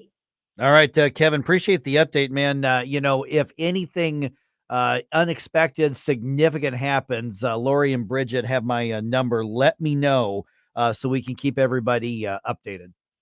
Yeah, of course. Thanks so much, guys. You guys are awesome. All right. Thanks, Kevin. We'll talk to you again soon. Thanks, Kevin. All right. 314. Yep. 314-912-1019. Going to dump some news on you. Boy, that's an interesting report. Yeah. Yeah. Seriously. So apparently it was a stunt more than anything else. Yeah. Yeah. And it's, we talked about yesterday too, a lot of times sunlight is the biggest disinfectant. Mm-hmm. And sometimes that's what it takes. Yeah. So, I love that somebody, especially Thrive knows what they're doing. Mm-hmm. To get up there and just put the presence, Planned Parenthood has to go, oh crap, every time they see Thrive. Yes. And yeah. I love that idea. Yeah, I love it as well. All right. 314-912-1019. Got some news to dump on you right around 6:51 here on 1019-94.1 News Talk STL.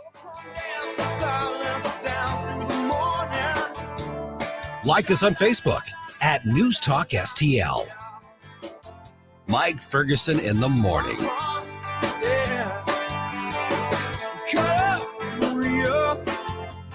Show me some of that Spanish dancing. If you like that part, you're going to have to go back toward the center. News, analysis, and opinion. I've never called a talk show before, but this just irked me. 1019 and 94.1 News Talk STL. Hi, I'm Jen Wallner. And I'm Rodney Wallner with the Wallner Home Selling Team at Berkshire Hathaway. Hey, Rodney, how do you sell your home for top dollar? That's easy. Call the Wallner Home Selling Team at 314-810-SOLD. What if I want a flexible commission rate? Call the Wallner Home Selling Team at 314-810-SOLD. When's the best time to sell your home? Right now. Call the Wallner Home Selling Team at 314-810-SOLD. For all your real estate needs, call the Wallner Home Selling Team at 314-810-SOLD. That's 314-810-SOLD. Tony Colombo here for Cadre Asset Management. A cadre is defined as a small group of people specially trained for a particular purpose or profession, and that is the role that Cadre Asset Management can play in your financial journey. Learn more about how they can help secure your financial future by following Cadre Asset Management on Facebook, or just go to cadreassetmgmt.com. Cadre Asset Management is a Missouri-based independent advisory firm licensed under and securities and investment advisory services offered through Founders Financial Securities, LLC, a registered investment advisor, member FINRA SIPC. When it comes to spending your tax dollars and teaching your kids, governments and school districts should be an open book. But in Missouri, that's not always the case. Recently, the Show Me Institute sent out a sunshine law request to school districts across the state, asking for information on whether certain topics are being taught. Specifically, a controversial one called critical race theory was included in the list. Many districts didn't respond. Some wanted to charge large fees to process the documents. Lee's Summit outside Kansas City wanted over $35,000. A rural district, Morgan County, wanted $15,000. The Sunshine Law does allow charging a reasonable fee for sending out information, but there's nothing reasonable about $35,000 or $15,000. These districts should want to be transparent about their curriculums. Taxpayers deserve to know what their kids are being taught. Learn more at showmeinstitute.org. The Show Me Minute has been brought to you by Show Me Institute and Show Me Opportunity. Why choose a Sleep Number smart bed? Can I make my side softer? Can I make my side firmer whenever I want? Can we sleep cooler? Sleep Number does that. Cools up to 8 times faster and lets you choose your ideal comfort on either side. 94% of Sleep Number smart sleepers report better sleep. And now, during our biggest sale of the year, save 50% on the Sleep Number limited edition smart bed, plus free home delivery on select smart beds when you add any base. Limited time. To find a store near you, visit sleepnumber.com. Febreze. As a rideshare driver, I love keeping my car smelling fresh and clean. So when I'm driving, I only trust new Febreze car vent clips, now with 3 times greater scent control, because it's that little touch that sets me apart. I can turn the intensity down for subtle freshness, or I can turn it up for when I want lots of scent. So whether it's set to low, medium, or high, with new Febreze car, I know my car's going to smell amazing, which keeps my driver rating right where it belongs. Picking up, Oscar! La, la, la, la. This hour of Mike Ferguson in the Morning is brought to you by Stifel. Request a portfolio review from your Stifel financial advisor at stifel.com. That's STIFEL.com. Hey, this is Larry Connors. Make sure you're listening later today at 6 o'clock on News Talk STL for my show, Larry Connors USA. Now, back to Mike Ferguson in the morning.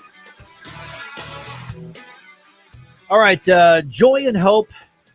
Violent protesters, more anti-Semitism, and abortion. Just another day at the DNC. That sounds about right. Yeah, right. Yeah. That's it.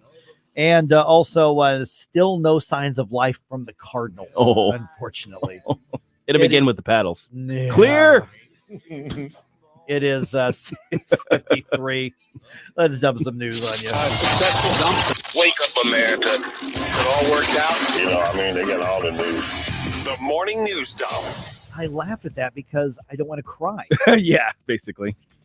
All right. Speaking of abortion, that is front and center for the Democrats, which is interesting to say that we've got a report firsthand saying that people on the ground aren't, celebrating and going crazy over Planned Parenthood's bus of butchery. But boy, inside that arena, that's part of the messaging, which we're going to talk about in more depth in about 10 minutes.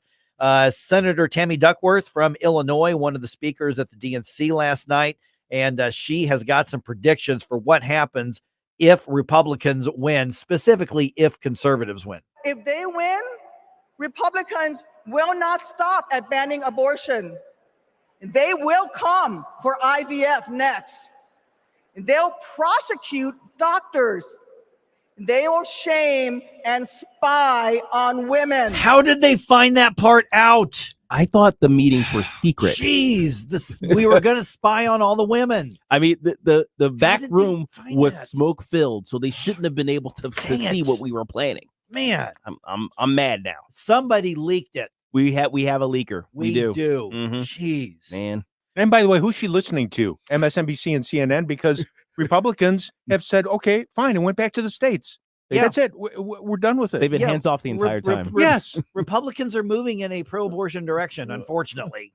I mean, they just are. But the spying, they got us. How did they? Oh, darn it. All right. Hope she didn't find the cameras.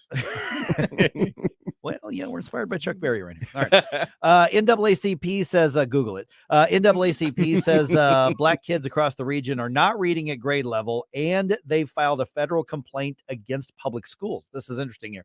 The group is calling it a literacy crisis because the most recent data we have says students in St. Louis on average read over 3 grade levels below the national average. And the complaint was filed with the U.S. Department of Education, which will now mediate meetings between the NAACP and local school districts. Okay, so they've caught up to where the pro school choice people have been for the last couple decades? Precisely. Okay. So let's say right around 720, let's talk about this. So essentially, you've got on average a fifth grader who reads at a first or second grade level, and that is across the board in some areas. That's criminal. Of the St. Louis area. Yep. All right. Let's see here. I think the league is rewarding St. Louis football fans for showing up in ways that nobody else does in the UFL markets. Next season, the Battle Hawks get an extra home game. Mm-hmm. I'm just going to go ahead and say the quiet part out loud. I think the UFL is trying to tilt the scales in favor of the Battle Hawks right now. If the UFL could give us all home games, they would, because they're making a ton of money. We're the only ones selling all the tickets. Yeah, plus the championship game too. Right. Plus the championship game. They're going to have just bring it back here. Yeah, too. They're going to have a tough time trying to justify bringing the championship game back to the dome. But I almost guarantee you they're going to try. The word from the UFL, we don't have the schedule yet, but there will be 6 home games at the dome for the 2025 season for the Battle Hawks. Mm-hmm. Everybody else is going to get 4 or 5. Yeah, in the league. All right, Matt Carpenter's 2-run home run, not enough. Cardinals lose the first game of the series to the Brewers on Tuesday. Final score at Busch Stadium was 3-2. Today's game starts at 6:45 with Kyle Gibson on the mound. Redbirds have now dropped to third place in the division, a half game behind the Cubs, 12 games behind the Brewers.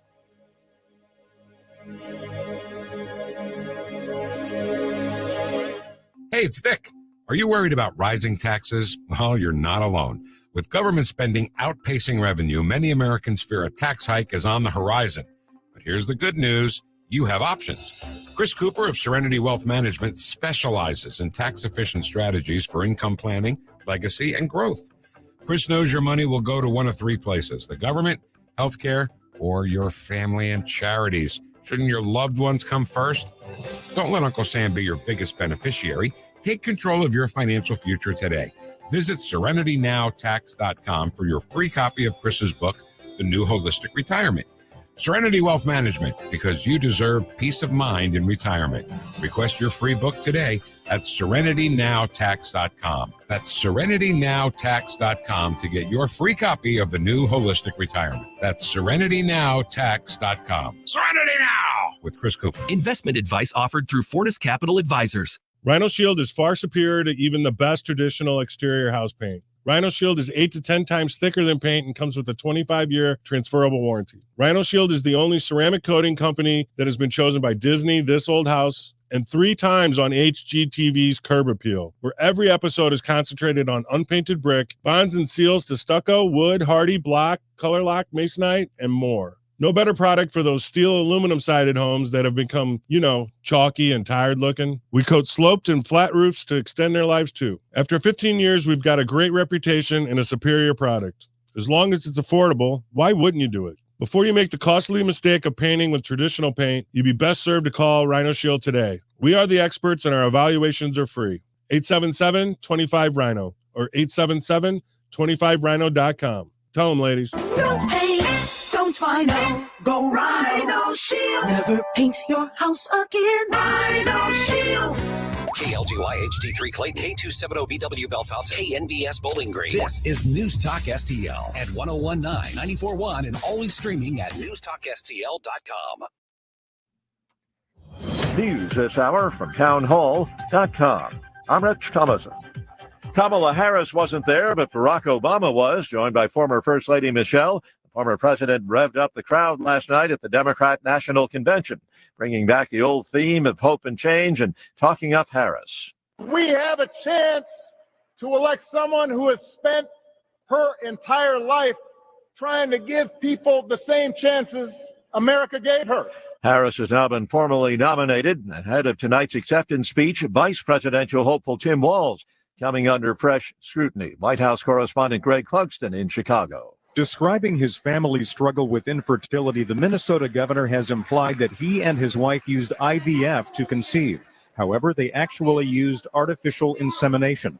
The campaign and its allies defended Walz, while Republicans accused him of falsely using his personal story for political gain. Kamala Harris's running mate also has been criticized for misstating his military rank at retirement and saying he carried weapons of war in war.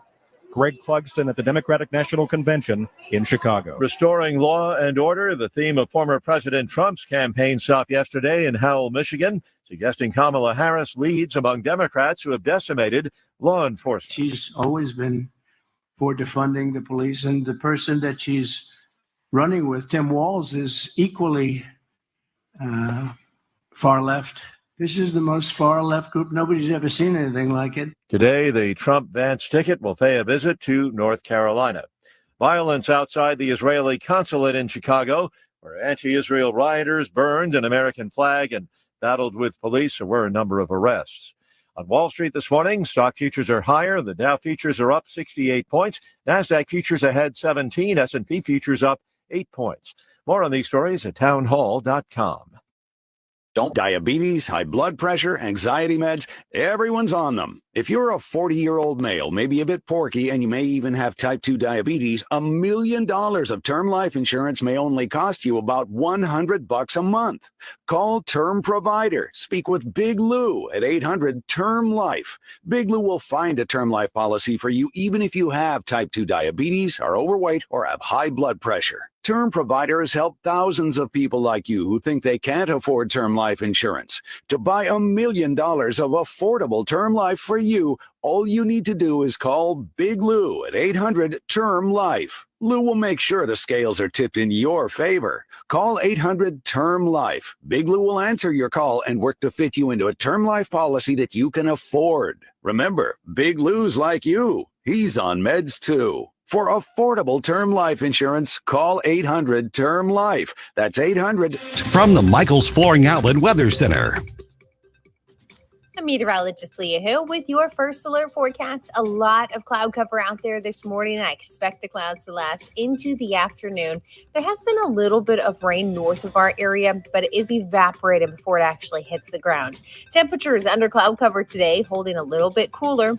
Forecast a high of 78 degrees with low humidity and light easterly winds. That's your first alert forecast. I'm meteorologist Leah Hill. This hour of News Talk STL brought to you by Chris Cooper and Serenity Wealth Management. Discover little-known strategies that could be the difference between choosing the care you deserve or having someone else decide it for you. Get a free copy of Chris's book at serenityltc.com. Tim Jones here. I want to tell you about an awesome business located in my hometown of Eureka, Missouri that we use all the time for our exterior homestead needs. Eureka Contracting and Roofing. Veteran owned. They will come to you and schedule a one-on-one consultation. They know that replacing your roof or anything on the exterior of your home is always a really big deal, which is why they've always got a no pressure, no obligation inspection and evaluation. Fully licensed and insured. Nothing but the highest quality of materials made right here in the USA. 636-938-ROOF. 636-938-ROOF. EurekaContracting.com. That's EurekaContracting.com. I've got a way for you to really dress up your home, and only one guy I'd trust to do it. Michael Proctor, like doctor. Michael will personally examine which drapes, blinds, or shutters will complement your home. He doesn't just measure, he designs, and to make sure it's done right, he will install them. All this saves you money on custom-made drapes, shades, and shutters. Proctor, spelled like doctor. ProctorDrapery.com. ProctorDrapery.com. This hour of Mike Ferguson in the Morning brought to you by Window World. Simply the best for less. 314-993-1800 or visit windowworld.com. Mike Ferguson. You play ball like a girl! Gabe Pfeiffer. I triple dog dare ya! Get up! Get up! Can't you hear the alarm? Get up, St. Louis. So it's time to get out of bed. Pour yourself the greatest cup of Kofifi the world has ever seen. Rise up with one voice, drain the swamp, and take back our country. Today's the day we're going to do it, and it's time to do it right now, believe me. Mike Ferguson in the Morning on News Talk STL. Get up! Get up! This is your cousin. All right, let's just get real here. Okay. Given how crappy the economy is right now, and how much everybody hates the fringe left protesters, yes, and I still think those of you who are center left, if you admitted it out loud, you hate those fringe left protesters too. Yeah, I think you should say it out loud. By the way, cleanse your party, right? Clean thine own house, right? Because they're kind of weird. Because they're very weird. Well, did you see some? I saw some. I don't know if it was drone footage or just somebody up on a up on a second, third floor looking down at some of the clashes between the pro-Hamas protesters and Chicago police. Chicago police weren't messing around. Oh, okay. They were outnumbered, but as soon as a fist or a club got swung, there was a lot of yelling and screaming in their stupid scarf things that they're wearing. What are those called again? I don't know. Kafiyas? Whatever those are called. Kafia. The basically says "I stand with a terrorist" scarf, which is all that is. So it's getting a little more violent each day, but you're not seeing that headlined on the news. But we know that you'll hate those. So I say all of that to say this election should be a layup for the Republicans. It should, but it will not be. Mm-hmm. Okay. Let's review the messaging and the imaging that the media is going to run with. Because remember, the same conditions were happening in 2022 minus the anti-Semitism. And that was not a layup for the Republicans. Even though people were predicting it was going to be. Right. Exactly. By the way, Flashback Friday, here's the deal. You have requests. We need requests. Let's do business. It's that simple, really. It's really that simple. It's the free market at work. Jay Monty is throwing in some requests on Rumble. I don't know if you've seen those yet, Stel, but I did see a few of those. Yep. I jotted them down. There's a massive supply. We're delivering the demand.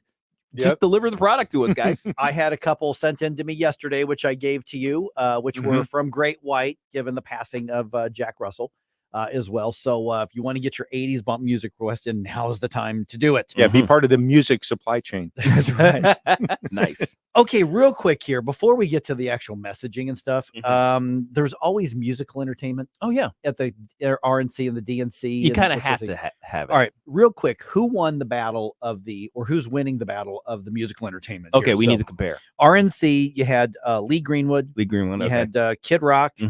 I don't know who Chris Jansen is, but you had Chris Jansen. And even though he gave a speech, wasn't Hulk Hogan kind of entertainment? Yes. I think technically that was entertainment. And then they had a cover band there, but for like the in-house stuff, did I miss anybody at the RNC? I don't think I those don't were know. the main ones, I don't know. basically. So the DNC so far, somebody named Jason Isbell. I don't know who that is. He's a singer-songwriter. Okay. On the pop side. Okay. That him, Mickey Guyton. I don't know who that is. A DJ, Okay, house music or something like that. I guess. Yeah. Little John, the rapper. Did you say little? Yeah. It's Lil John. Lil. You know, it just don't. Did my whiteness just come through? It came. It was a flash in front of my eyes. Okay. It was very white. I was blinded for a second there. And the thing is he the one who's like, yeah? Is that guy? Yes, that's the one who does that. Okay, you've redeemed yourself. That's like his one thing is like, yeah. Yeah, he does. He does. Okay, Yes. But although don't say it. Okay, but yeah, I'll just call him that guy. Yeah, that guy. Yeah. I would think beating that guy is a pretty low standard, because I mean I know that MAGA loves Kid Rock because Kid Rock loves Donald Trump. But let's be honest, Kid Rock's heyday was like 1994 at Sturgis. Yeah. So, but I think, he was a big deal. He was a huge deal, really big deal. But okay, and then James Taylor was supposed to perform. Okay, but the Democrats have missed. They have not run from a production standpoint. They have not run their convention well at all. They literally bumped James Taylor because they couldn't stay on time. They bumped James Taylor. He didn't perform. He was there, but he didn't perform. Oh man, I would feel some kind of way about that if I was James Taylor. Yeah, like, I came all this way. I got my guitars and everything. Yeah, came all the way from Boston or wherever he lives. And who is it that was it Patti LaBelle or somebody? Yeah. Okay, that's okay. That's high. That's high level. That's pretty high level. I give him so.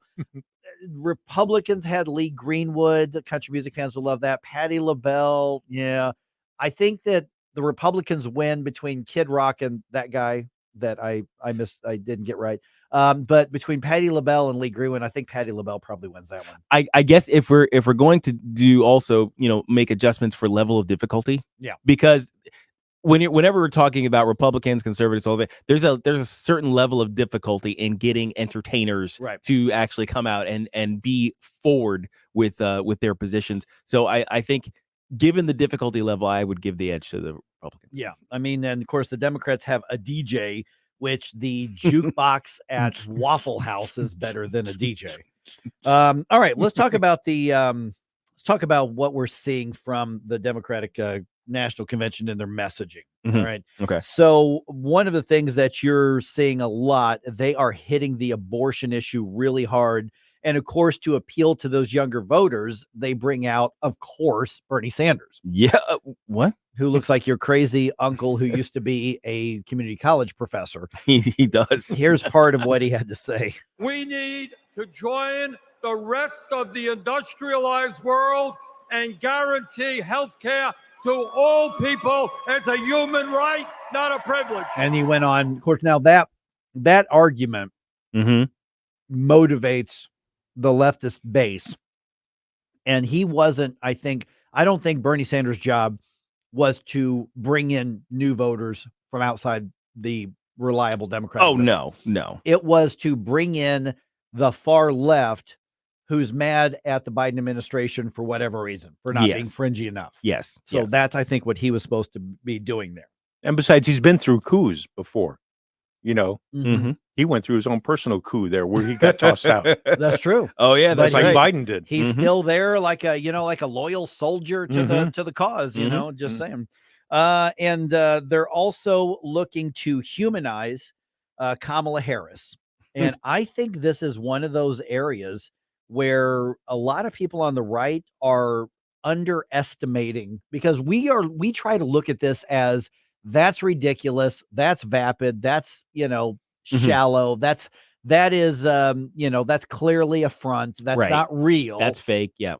but remember that so many people vote based on just how they feel, and they don't dig as deep as we do. So you've got to take their messaging seriously. And as much of a cluster something that the Democratic Party is right now, there are some things they do really well, and that's message to people that we demand they think and they're okay with them feeling.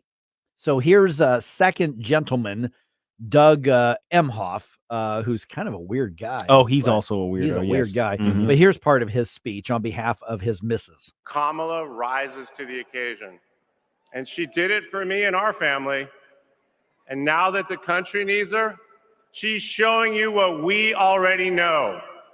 She's ready to lead. Okay, so don't get me wrong, Mhm. whenever Kamala Harris says goofy things and sounds dumb and cackles and does word salads, I'm going to put them on the air. Oh, sure. Yeah.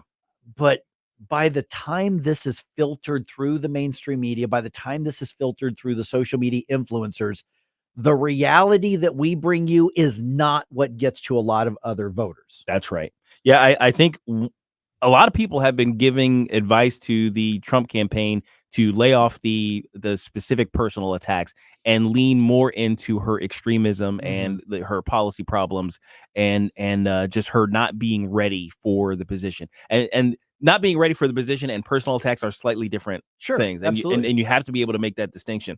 But there's been so much pushback. It's like, no, but she's an idiot, and we have to point that out. It's like, no, people can see that she's an idiot. That's the thing. Like, think about how effective the debate was against Joe Biden's incompetence. Right. I mean, there were a couple of places where Trump made very kind of a tepid point at. I mean, all he had to do was like, well, I don't know what he said there, and I don't think he did either. That was perfect. That was perfect. That's the perfect way to highlight it without smacking somebody in the face with it. It's like, if Trump had responded like, listen to this old bastard over here trying to get his brain together, it wouldn't hit as much as it did the way he did it. So I think that's the way you address Kamala Harris. Yeah, Trump, go ahead, because Mike. what he did was he pointed out what everybody was thinking and Yes. seeing at the same time. Yes. Yes. Yeah. And I think Trump's going to have a tough time backing off of Comrade Kamala. Yeah. Because he loves that phrase. And I bet no matter how many times Corey Lewandowski tells him, hey, you might want to lay off that a bit. Well, he loves it so much. To be fair, that is a policy reference. Yes. That's a policy reference. Because comrade is basically how you refer to a communist bastard. Right? That's basically what we're saying. And her policies make her very much in line with communists. So I would almost give like, okay, that's a tangential personal attack. I'll allow it. Yeah. Same here. But the thing is that Donald Trump's insistence on making up names is stupid, and it has been since 2016. And for some reason, he sticks to it. And, it is what it is. All right. But the big names in the room, in the arena last night, obviously were the Obamas. Yes. So here's Barack Obama. As vice president, she helped take on the drug companies to cap the cost of insulin, lower the cost of health care, give families with kids a tax cut. And she is running for president with real plans to lower costs even more and protect Medicare and Medicaid and sign a law to guarantee every woman's right to make her own health care decisions. Yeah. So, some of that is absolutely socialist at the very least. And then obviously going back to the abortion issue, they've got polling data that shows that favors the left. So does Donald Trump's campaign, because Donald Trump is moving away from the pro-life position in this particular campaign. So they want to win partially on this issue. And then Michelle Obama, and do not underestimate her popularity with young people across the board. Oh, yeah. I mean, if you think Barack Obama is popular with the hard left, he is. But Michelle Obama appeals to younger people, particularly women as well. Well, Gen Z grew up with her. Right. And she had pretty decent zinger in this one. I want to know who's going to tell him that the job he's currently seeking might just be one of those black jobs. That was pretty good zinger. That's a zinger from first black folks Right. in the office to what they're hoping to be the second. So yeah, I mean, okay, Yeah. I'll give it to them. But does that resonate with people that Republicans need to win over? Yes. And that's the major thing. It's like, okay, it's like, oh God, they're not just saying, oh, I'll give you that one. They're doing the the big reaction memes, like, oh, holding their face. It's like, oh, that was the amazing. kids running the around. kids in running the park. around. Yeah, exactly. So I bring that up. This is the Democrats' moment, just like the RNC was their moment. The difference is obviously the media wanted to look for anything to pick and choose to try to make it look chaotic and dysfunctional and evil. And that's happening at the Democratic Party, but the media is not showing it. Yeah. I mean, they're making general references. Yeah, there were some protesters. No, there were violent attacks on Chicago police. And some of them got into the building because the Democrats actually had like a meeting of a Jewish caucus, for lack of a better term.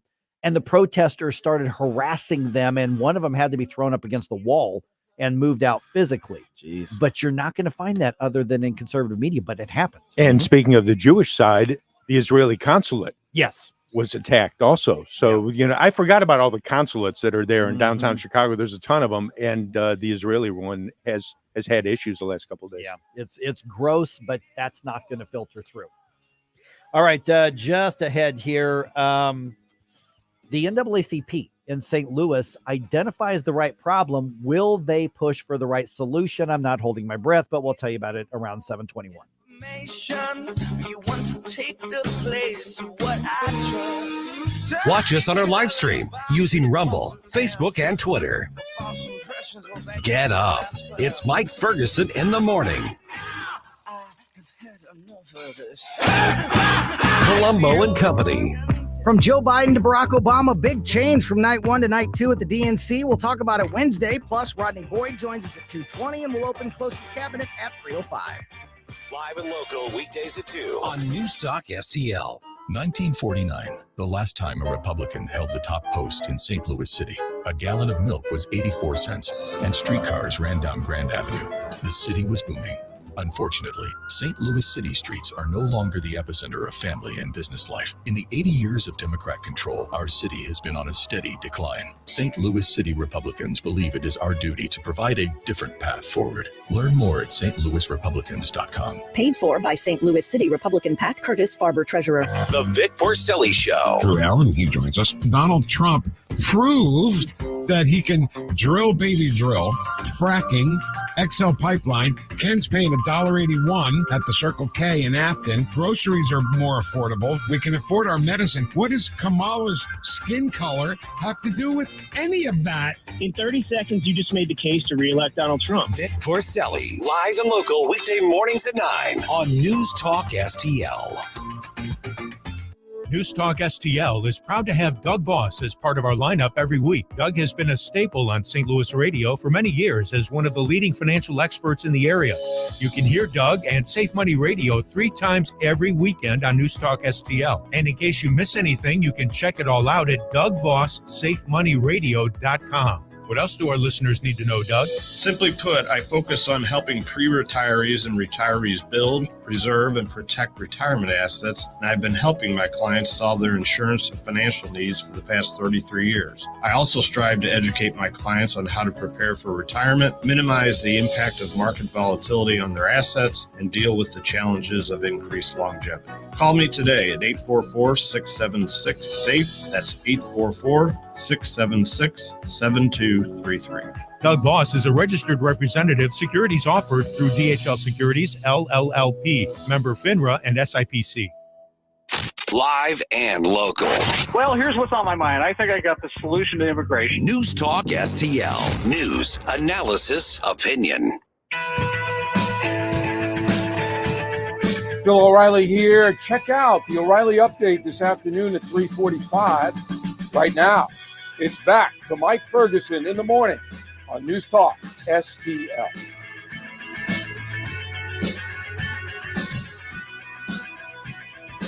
All right, 722 right now. Identifying the right problem, but without any indication of looking for a real solution. I think that's a fair way to say it, guys. Yeah. NAACP is complaining to the feds. I'll tell you about that here in a second. All right, a little bit later. I'm not one of those. I haven't really talked about RFK Jr. much. Yeah. I don't think he's anywhere near as relevant to the campaign as I think a lot of other people think that he is. Mm-hmm. But it is interesting that his vice presidential running mate is openly talking about them dropping out and backing Donald Trump. So I want to get your take on that.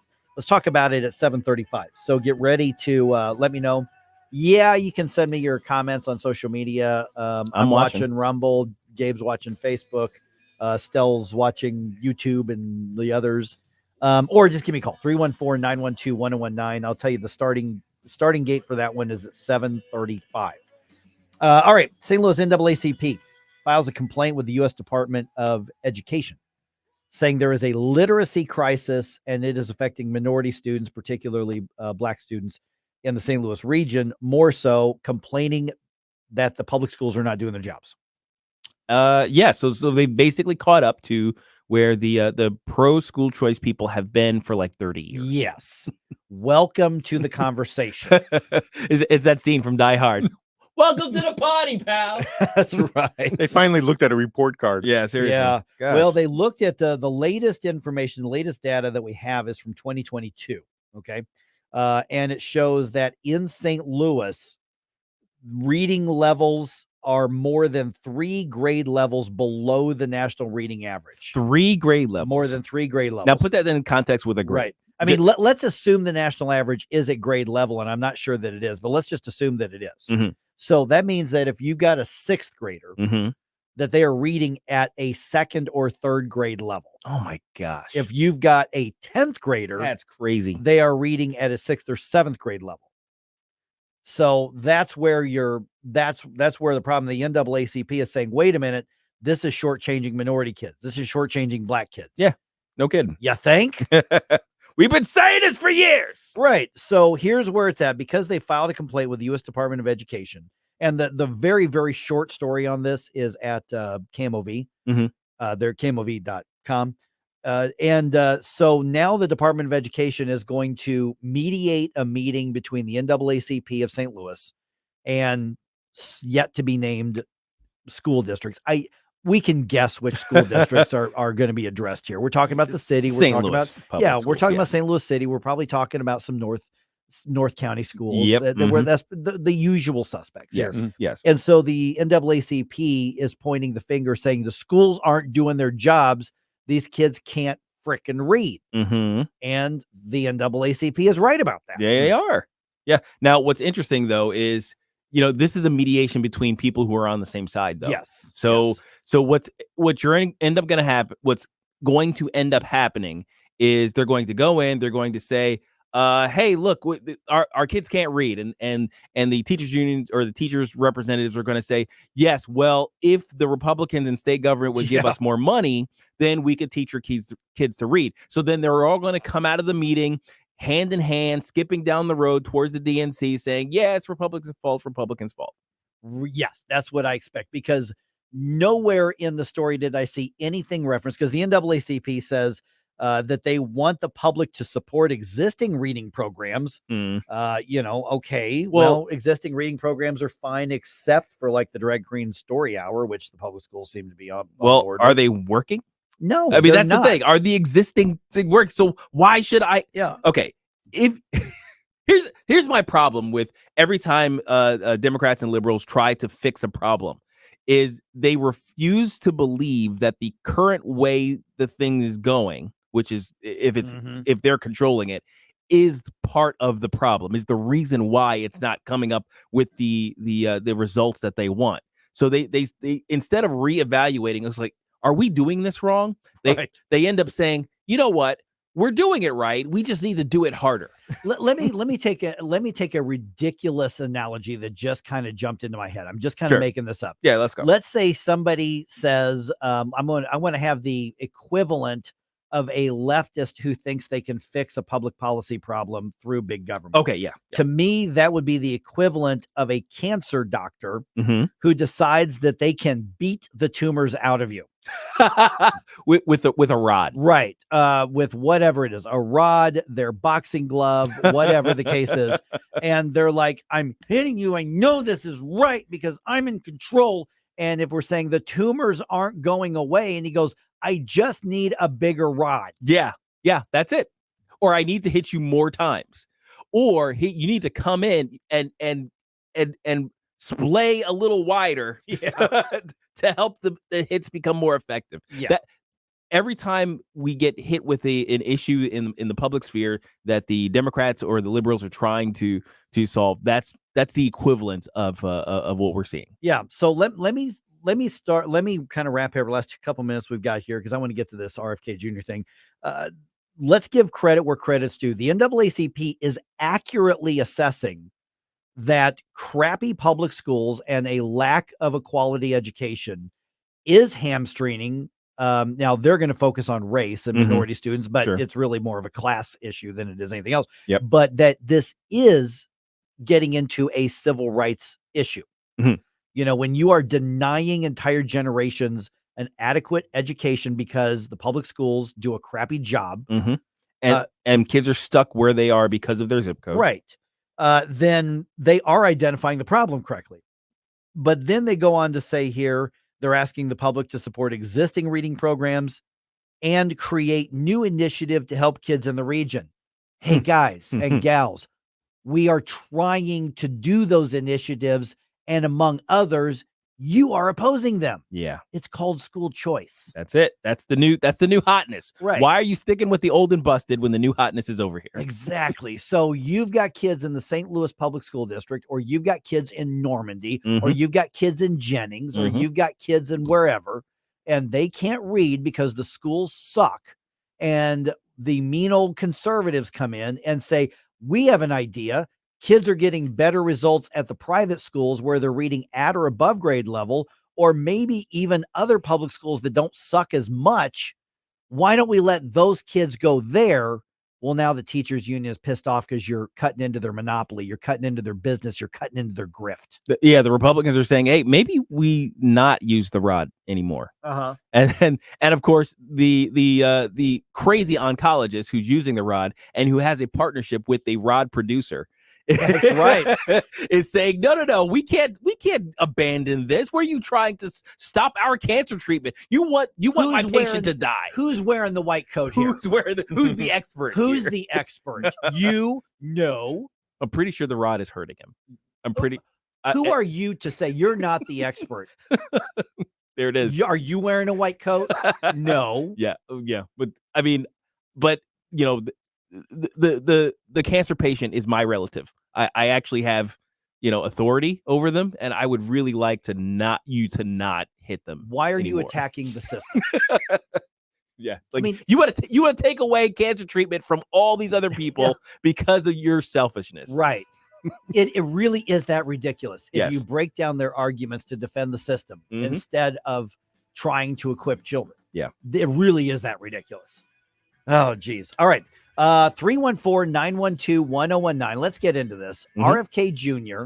and his brainworm are deciding whether or not to stay in the race. His vice presidential nominee or vice presidential pick says we may drop out and work with the Trump campaign. What's your reaction to that? Let me know on social media, but I'd love to talk to you. 314-912-1019. This is 1019 and 94.1 News Talk STL.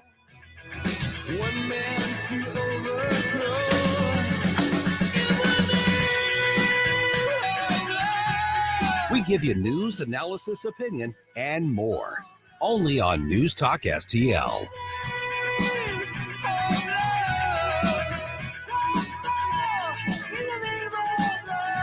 Mike Ferguson in the morning.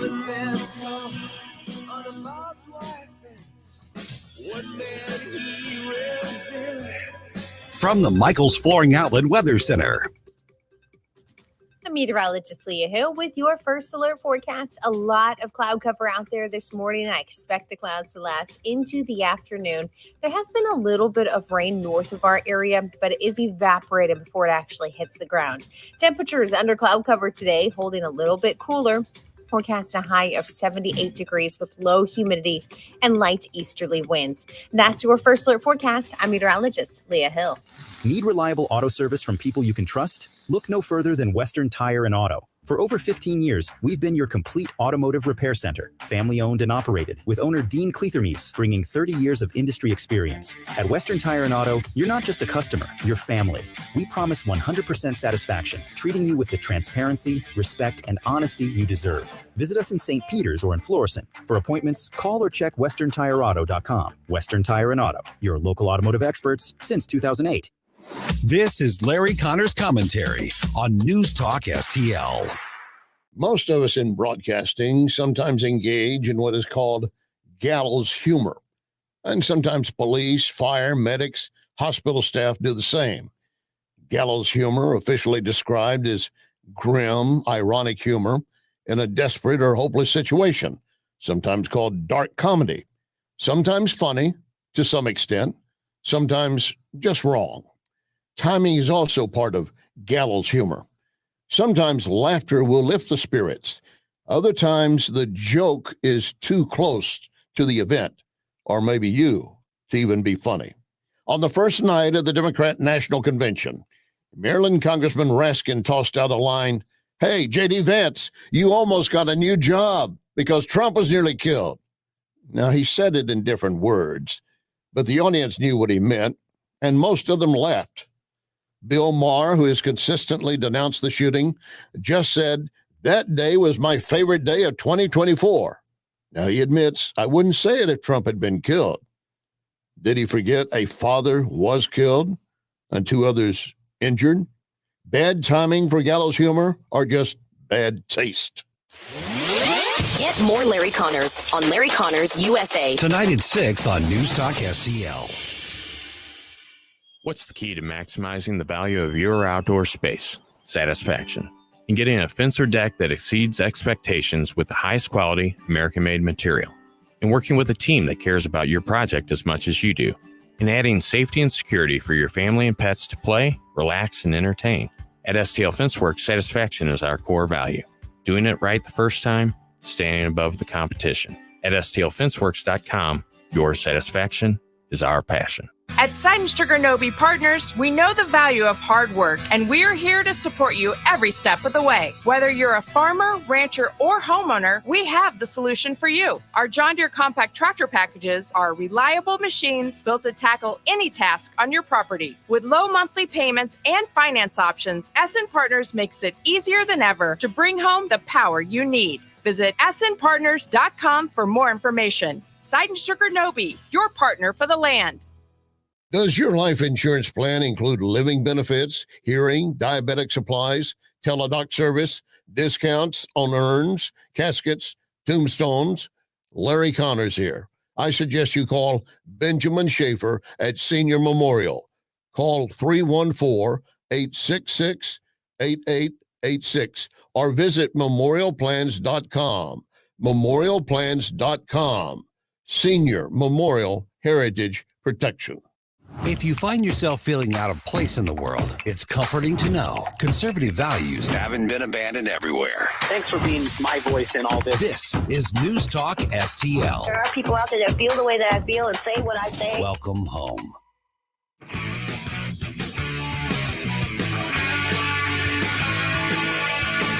Hi, it's Vic Porcelli. And Ken. Hi, Ken. Hey, Vic. Ken and I are on every Monday through Friday, 9 to 11, right here on News Talk STL. Right now, you're listening to Mike Ferguson in the morning on 1019 and 94.1 News Talk STL. Whoosh, my morning people. All right, coalition building or selling out. Is it the art of the deal? I'm not sure which other cliches I can come up with. This campaign's just getting weirder and weirder. You got RFK Jr., or at least his running mate, now hinting that they may drop out of the race and join forces with Donald Trump. Literally a week and a half ago, they were putting out press releases talking about the different states that they're getting on the ballot. Yeah. Now, they have not decided to drop out, but apparently they're now officially talking about it. We'll get to that in just a minute. Don't forget, News Talk STL's newsletter. I haven't mentioned this in a while. Mm-hmm. I am telling you, if you don't have the newsletter, you're really missing out. Yeah, seriously. It's a lot of fun. I mean, that's one thing, is we designed it to be fun, and you're going to get some highlights from the week. And it could come from any of the shows here. Could come from this show. Could come from Tony Colombo. Could come from Vic. It could come from Tim and Chris. Could come from Larry. Could come from anybody. But also, there's an exclusive cartoon from Todd Showalter, political cartoon. And there's almost always additional content that is exclusive to that newsletter.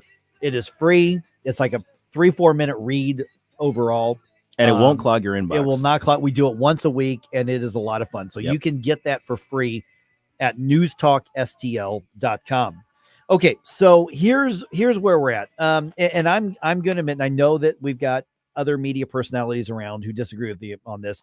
I don't think RFK Jr. is that consequential to the election, to the campaign. In the grand scheme, probably not. Maybe in one or two battleground states. Maybe at best. But I don't think he's as big of a deal as a lot of other people think.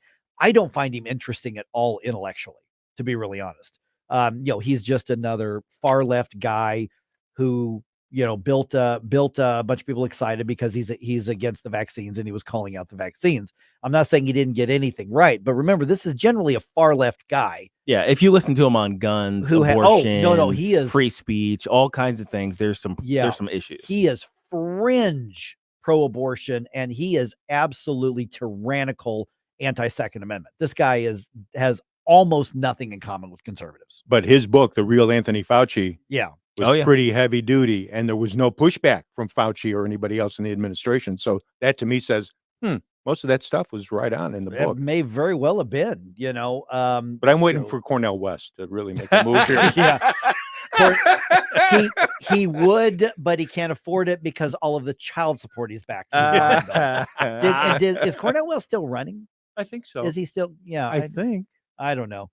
Because it's funny because like the intellectual giant of the left owes a bunch of child support to baby mamas. That's hilarious. Nice way to go, Cornell. There you go. But yeah, I personally, and I know there are people who disagree with me, I just do not find Robert F. Kennedy Jr. compelling or interesting intellectually in any way, shape, or form. Right. If he were more libertarian, maybe I'd hear him out more. I just don't think he's interesting. No, at all. And I don't think he's as big of a deal as people think he is. Yeah, I think mostly he's just been riding the wave of people's appreciation for somebody saying something about the COVID tyranny and Fauci himself. Right. And I think that's pretty much the reason why he has any measure of popularity on the right. Yeah. So his running mate is a woman named Nicole Shanahan, and she's like seriously fringe far left as well. But she was on Fox News at night and was asked about the conversations about possibly dropping out, dissolving that campaign and working with the Trump campaign. Here's part of what she had to say on Fox at night. It's a really hard decision, and we don't come to this moment lightly. We come to this moment because in every single decision we make, first and foremost, we want to make sure that we are representing the best interest of health and wellness of young people, children, and future generations. By the way, the RFK Jr. campaign, which is an independent campaign, they're not affiliated with any parties. Right. They have secured ballot access in 23 states. Oh, wow. And they've applied to be on in other states as well. That is a lot of money and a lot of volunteer hours and Time a and lot effort. of paid. That's a lot. Yeah. So if they decide to dissolve the campaign, they will basically be spitting on the work of a lot of people. That's a really big shift right there. I mean, because like you said, I mean, it's one thing if you've got one of these kind of silly sideways independent runs like a Cornell West, Sure, you know, yeah. like it's kind of a whatever. But yeah, the amount of money and effort and time that was put into getting ballot access for an independent candidate for a national campaign, that's huge. Yeah, because they've hired like professional hired guns who know how to do these things. I mean, I actually know one of them that was hired and who helped get him to the point where they're reviewing the signatures where he could be on the ballot in Missouri. But let's say that he decides to drop out today. Right. They have submitted the paperwork and they have submitted the signatures in Missouri and in Kansas and in these other states. And if they're certified to be on the ballot, he's still on the ballot. Mm-hmm. And if you vote for RFK Jr., you vote for RFK Jr. regardless of what he says in the media. And for instance, in that discussion, Fox News at Night, Nicole Shanahan was asked about the rumors that RFK Jr. could possibly have a role in a Trump administration if he wins. And here's what she said. I would fully support a strong partnership dedicated to this issue. A lot of people comment that in his first term he didn't accomplish many of the things that mothers really were hoping he would do. Made some big mistakes around the pandemic. However, I think that he is sincere. Okay, so he being sincere, meaning she was talking about Donald Trump. Donald Trump, yeah. So I got to tell you, I personally would not be a fan of RFK Jr. being touted as a possible cabinet member.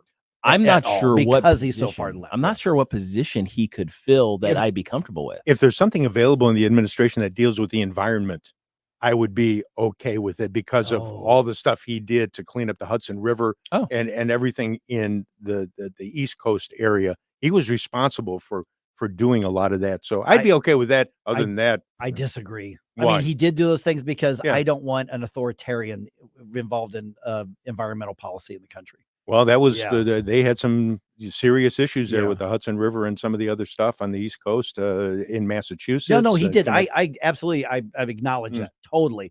But he's an authoritarian, and that's where you look at whereas I just would not want him in any sort of policy making decision at all when his default position and everything else is authoritarianism, and that's my So I get what you're saying. I just disagree. Okay. Yeah. Which I know a lot of people, there's probably a lot of people agree with you out there on this. I have from an environmental standpoint. Yeah. I have no idea. I would like to see the federal government get out of, I mean, we know that the federal government, especially those on the left, they love to use the EPA and environmental policy to bludgeon businesses. Right. To bludgeon, energy. I mean, and that's one of the excuses they do. And it's interesting because with RFK Jr. and, give me your thoughts on it. Because I think a lot of people have gotten into the enemy of my enemy is my friend kind of setting. But at the same time, also, Trump also needs at some point to remind conservatives, I'm here to serve you, as opposed to telling conservatives, you're here to serve me, regardless of what I do. And I think he's close to that leverage point to where he's demanding support, even though he's moving away from what few conservative positions he actually had. I think he needs to I think he needs to reach out to conservatives and say, no, you guys are the primary ones at the table. Yeah. Yeah. All I know is, if it was RFK who cleaned up the Hudson River, he denied me my superpowers from when I was baptized in the Hudson River. I was supposed to get superpowers from the radioactivity in the Hudson River when I was baptized, but it didn't happen. Yeah. I mean, his as far as I know, his tweet, RFK Jr.'s tweet, which I screenshotted at one point, calling basically the National Rifle Association equating them with terrorists. As well. So, I mean, this is not a guy who gives a crap about your personal freedom or individual liberty or anything like that. But again, maybe that was the brainworm talking. I don't know. But that's the problem. I mean, you and I see that one issue differently. That's one of the problems with RFK Jr. is that he isn't, somebody who's going to appeal across the board to a lot of people. And you do need to have different perspectives on a lot of things, but there needs to be a coherent, this is the direction the administration's going. And the more that somebody flirts with the left and says, all right, let's bring you on board, this coalition build here but we're going to move to the middle, which means moving to the left, which is what we're seeing with the platform. I want to see more reaching out to remind the base, I'm with you, instead of, like I said, demanding you better stay with me and stop bitching about the direction that I'm moving your party and your movement. Right now, I'm worried about the conservative movement going into a coma or just being killed off right now. It would be nice if we could kind of leverage the way the left managed to do their coalition building, but still move everything left. If we could do basically the same on the right, it's like, okay, if you're a little far on the left side of rightness, but we'll give you a job so long as you understand we're moving to the right and you're coming along with us. Right, exactly. I saw an interview last night of an individual on Michigan Avenue in Chicago, and I can't remember which station it was on. It was one of the Chicago stations, and they literally asked the guy, "How do you feel about so-and-so, so-and-so, so-and-so went down the Democratic line. I don't like what he's doing. I don't like what they're doing. I don't like what's going on here." And at the end of the conversation, okay, who are you voting for? Democrats. Yep. Yeah. Yep. That's wow. It. We need some way to get through those people. Oh, I don't know that you can. I mean, how do you break through? Yeah. That's a great question. You just kind of hope they have a cold that day and don't show up to vote. All right, 314-912-1019. You agree? You disagree with me? You agree? You disagree with Stell? What do you think? Let's talk about it here on 1019-94.1 News Talk STL.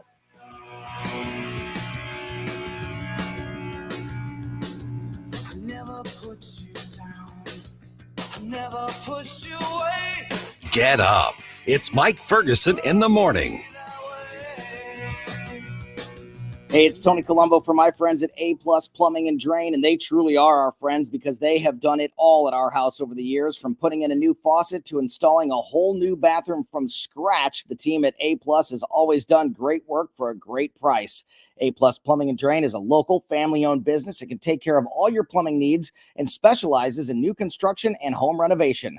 Call A+ for your next project at 636-288-7126 or through Facebook at A+ Plumbing and Drain. If you're considering an annuity as part of your retirement plan, we need to talk. Hi, I'm Bob Stockdale, Senior Vice President Investments with the ClearPath Wealth Management Group at Stifel and host of On the Money Saturday mornings at 9 on News Talk STL 1019. Annuities can be a useful tool for some retirement investors, but not all annuities are created equal. Every week, we meet clients who own complex annuities that don't suit their needs and, in some cases, actively undermine their retirement plan. Before you purchase an annuity, get a second opinion from the ClearPath Wealth Management Group at Stifel. Requesting a consultation is free of charge. To request a free consultation, contact us at clearpathinvesting.com. That's clearpathinvesting.com, or call us at 636-695-2650. That's clearpathinvesting.com or 636-695-2650.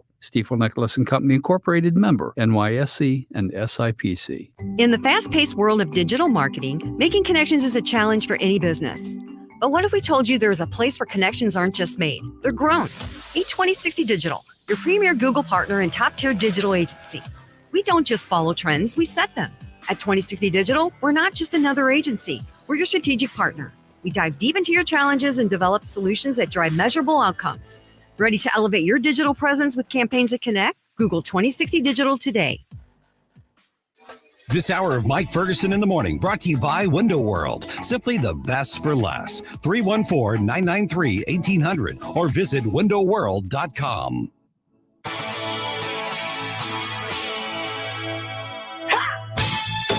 Hey, this is Todd Showalter. Join me on Saturday at 5 as I try to put some fun back into this dysfunctional radio station. It's the Right Mind Show with me, Todd Showalter, at 5 on Saturday. And, speaking of dysfunctional, let's get back to Mike Ferguson in the morning. There's a time and place for everything. I don't know if we're going to have time for this, and I've got props just in case you're watching us on video. I'm sad. Yeah. I know. Yeah. It came from my baseball game last night. I actually brought it into the studio, and I walked in, and Stell, being a former Division I baseball player, I think your first word was, ooh, baby. That was a clean one. Huh? Yeah, I'll tell you what that is. Okay. All right, 7:51 right now. By the way, at 8:05, we got our buddies from RedState.com. Bob Hoge's going to be back with us, assessing what we're seeing from the DNC right now. And Bob's got such a way with words. So we're going to talk to him and get your thoughts on that as well. All right, 314-912-1019. If you're just joining us, so here's where we're at. We don't have complete agreement in the room either on this. RFK Jr. and his running mate saying, we may drop out after all this time and money and effort and work with the Trump administration. Even to the point of saying, would RFK Jr. possibly be in the cabinet or an advisory position? Listen, I don't find RFK Jr. that interesting myself. I don't think would be that big of a factor in the race. There's a lot of people that got on board with his comments about vaccines and Anthony Fauci, and there are some things that he got right. But in the end, I don't think he's a difference maker. And I think he's a little weird. And I think he's kind of crazy. But Goat Lady says that he's dodgy. Yes, that's a good way to put it. Yeah, it really is. But he's tapping into that populism from the left, which is kind of like a counterbalance to what Trump is doing with the populism from the right. Right. So maybe they think there's some sort of like art of the deal thing going on. Populism for the middle. I don't know. I don't know. All right. Who we got first here? Tom. Hey, Tom, you're on News Talk STL. What do you think? Well, I'll just remind you of one of the, I call it your commercials that you run about, different things that people say is Ronald Reagan, the 9 most terrifying words in America today are I'm for the government and I'm here to help. And then that one guy that took Ronald Reagan's and only gave half of the quote saying, I'll quote Ronald Reagan, I'm from the government, I'm here to help. and as far as RFK Jr., I like some of the things that he says, but I've got a very good friend, dear friend of mine that says, remember, he's a Kennedy. Now, one other comment I want to make, you talk about the service at the post office and everything. I think service on the whole has gone down the hill since COVID. And people don't know, customer service is lacking anywhere. And I'll give you a real good example of it. I went into a convenience store that's very popular here in the St. Louis area. Okay. And I ordered a sandwich. And if you ordered this sandwich, you got a free drink. I ordered the sandwich on the app and paid for it with my app. I went in to get and then I showed the free drink thing that says, you got to buy the grilled cheese. And I said, I did. I said, well, they go, well, you got to pay for it here. You can't pay for it on the app. And I already had the soda, and I said, okay, well, here's your choices. You can either, I'm not going to pay for the soda. The only reason I was taking the soda is because it was free. I said, you either can give me the soda or you can take it back. And I said, either way, you're going to lose the soda. Well, they wouldn't let me keep it. Well, I called the complaint line. I called their customer comment line. They called back, apologized, gave me 5 free drink coupons and told me while I was in there, go ahead and get a free drink anyway. And why didn't they just do that in the first place? Yeah, exactly. Yeah, because they protected literally about 1.5 cents. Yeah, seriously. Is what they did. Hey, Tom, thanks for being part of the program, man. All right, we're going to have Bob Hoge from RedState.com on with us here in about 10 minutes.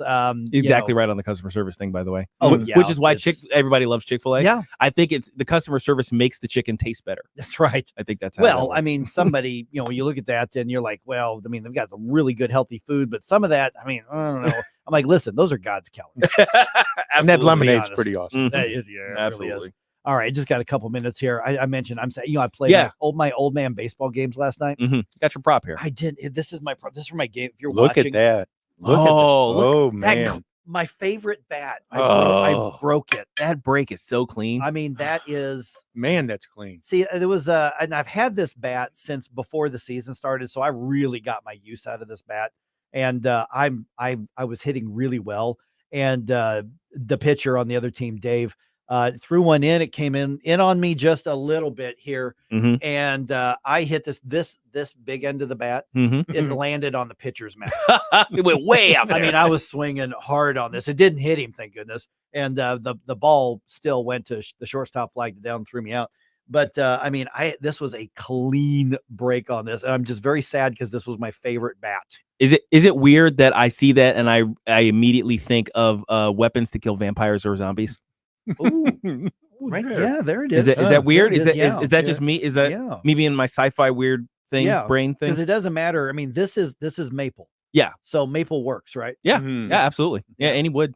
Yeah. Stake to the heart. Yeah. I didn't even think about that. Yeah. There it is. But now you got to go out and buy another left-handed bat. That's right. God, those are hard to find. I think that was the problem. Is I think Dave threw a right-handed baseball at the left-handed bat. Yeah, see, that's automatically a break. Bat. That's how the math says that. That's how that works.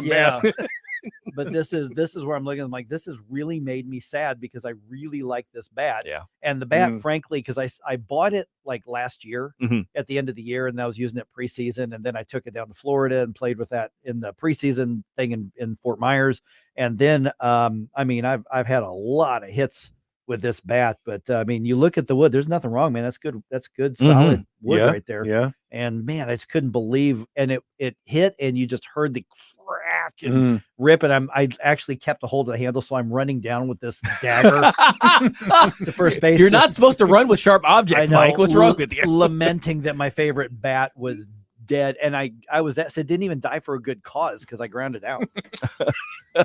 On that. Now it's destined for the bonfire, right? It is the yearly bonfire to the baseball gods. The end of the year, one of my teammates has a big baseball bat bonfire, a bat fire. And we sacrifice the bats to the baseball gods in hopes of a bountiful harvest of hits next season. That's what we do. On Tuesday, August 27th, we'll be trading in the birds on the bat for the birds on the club when Golf Night, presented by Ascension Charity Classic, returns to the ballpark. With a purchase of a special theme ticket, fans will take home an exclusive golf-themed Cardinals rope cap, and a portion of each ticket will be donated to the Ascension Charity Classic. That's Tuesday, August 27th, Golf Night at the ballpark. For tickets, visit cardinals.com/theme. This is Ozzie Smith, St. Louis Cardinals for the Lube. Michaelis brings it home. Swing and a miss. He struck him out. Have a cold one. On the Cardinals, don't miss Budweiser's first Beer Fridays at Busch Stadium. Tickets start at just $15 and include your first beer on the house. Each first Beer Friday ticket will be loaded with cards cash that can be used to purchase a Budweiser, Bud Light, Michelob Ultra, or any beverage of choice. For full details or to purchase tickets, visit cardinals.com/Friday. This is Miles Michaelis. Get your tickets now at cardinals.com. Attention thrill seekers and fun lovers. Did you know the Midwest's largest wooden roller rink is right here in Missouri?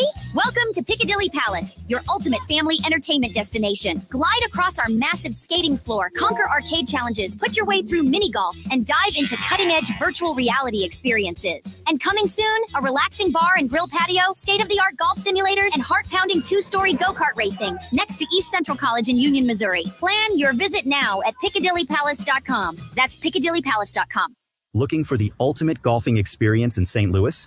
Look no further than Sugar Creek Golf Course. As the most popular golf course in the region, Sugar Creek offers 18 holes of challenging play, designed for all skill levels on rolling country hills with stunning views. But it's not just about the game, it's about the experience. Friendly staff, new Yamaha golf carts, freshly paved cart paths, and renovated clubhouse will make your day on the course a pleasure. Sugar Creek Golf Course, the perfect place to bring your team or friends together. Book your tee time today at sugarcreekgolfcourse.com. That's sugarcreekgolfcourse.com. KLGY HD3 Clayton, K270BW Bellefonte, KNBS Bowling Green. This is News Talk STL at 1019, 94.1, and always streaming at newstalkstl.com. News this hour from townhall.com. I'm Rich Thomason.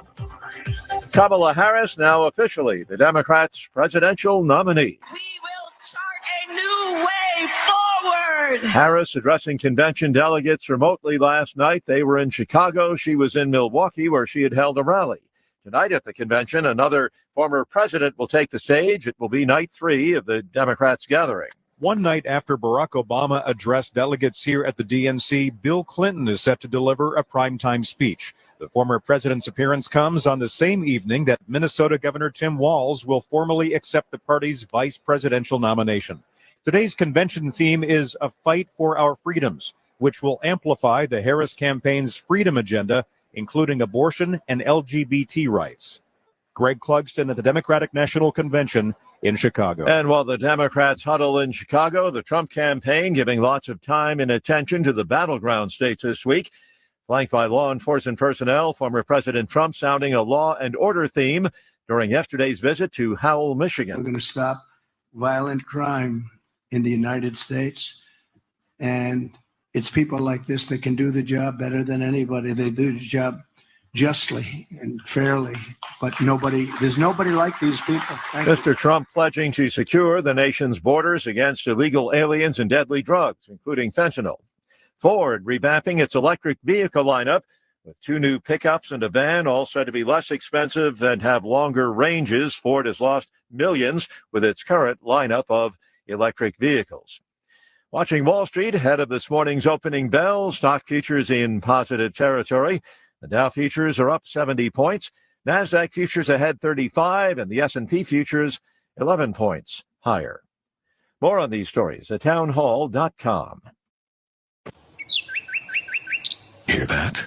The sound of adorable little birds in your garden.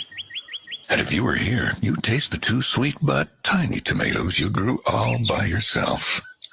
But you're not here. Because your self-care happens when you're riding your motorcycle, protected by Progressive, on your way to the store for a pack of normal-sized tomatoes. So if you ride, switch to Progressive, America's #1 motorcycle insurer, without getting your hands dirty. Progressive Casualty Insurance Company and affiliates, not available in all states. On August 30th, Reagan returns to office. We are the greatest country in the world. We have just forgotten. You can run from a bully for so long, but after a while, you're going to have to stand up to him. I am about to start the biggest war of this century. You told me you wanted to make a difference in this world. What would you have me do? I want you to fight. Mr. Gorbachev, tear down this wall. Reagan in theaters Friday, August 30th. Rated PG-13. From the Michael's Flooring Outlet Weather Center. I'm meteorologist Leah Hill with your first alert forecast. A lot of cloud cover out there this morning. I expect the clouds to last into the afternoon. There has been a little bit of rain north of our area, but it is evaporated before it actually hits the ground. Temperatures under cloud cover today, holding a little bit cooler. Forecast a high of 78 degrees with low humidity and light easterly winds. That's your first alert forecast. I'm meteorologist Leah Hill. This hour of News Talk STL is brought to you by Rodney and Jen Wallner and the entire Wallner home selling team at Berkshire Hathaway. Call them today at 314-810-SOLD. 314-810-SOLD. Number 1 for live and local conservative talk. Every day it's something new. News, analysis, and opinion. It has been the privilege of my life to serve this nation for over 50 years. The worst president in the history of our country. She's tough. She's capable. Kamala Harris has been the ultra-liberal driving force behind every single Biden catastrophe. We face a choice. 101.9 and 94.1. St. Louis is number 1 for conservative talk. News Talk STL. When over 70,000 of your friends and neighbors trust one particular business here in St. Louis, that business is doing something right. When you look at the Yelp and the Better Business Bureau reviews, and they are almost overwhelmingly positive and the maximum stars that you can give, that company is doing something right. What they are doing is delivering a great product. They are delivering good customer service, and they're fulfilling their promises. And that's what my friends at Window World do. Mike Ferguson here for Window World. They are simply the best for less. The number here, 314-993-1800. Tell them that Mike was talking about him on the radio. And right now is a great time to give him a call and get that free in-home estimate.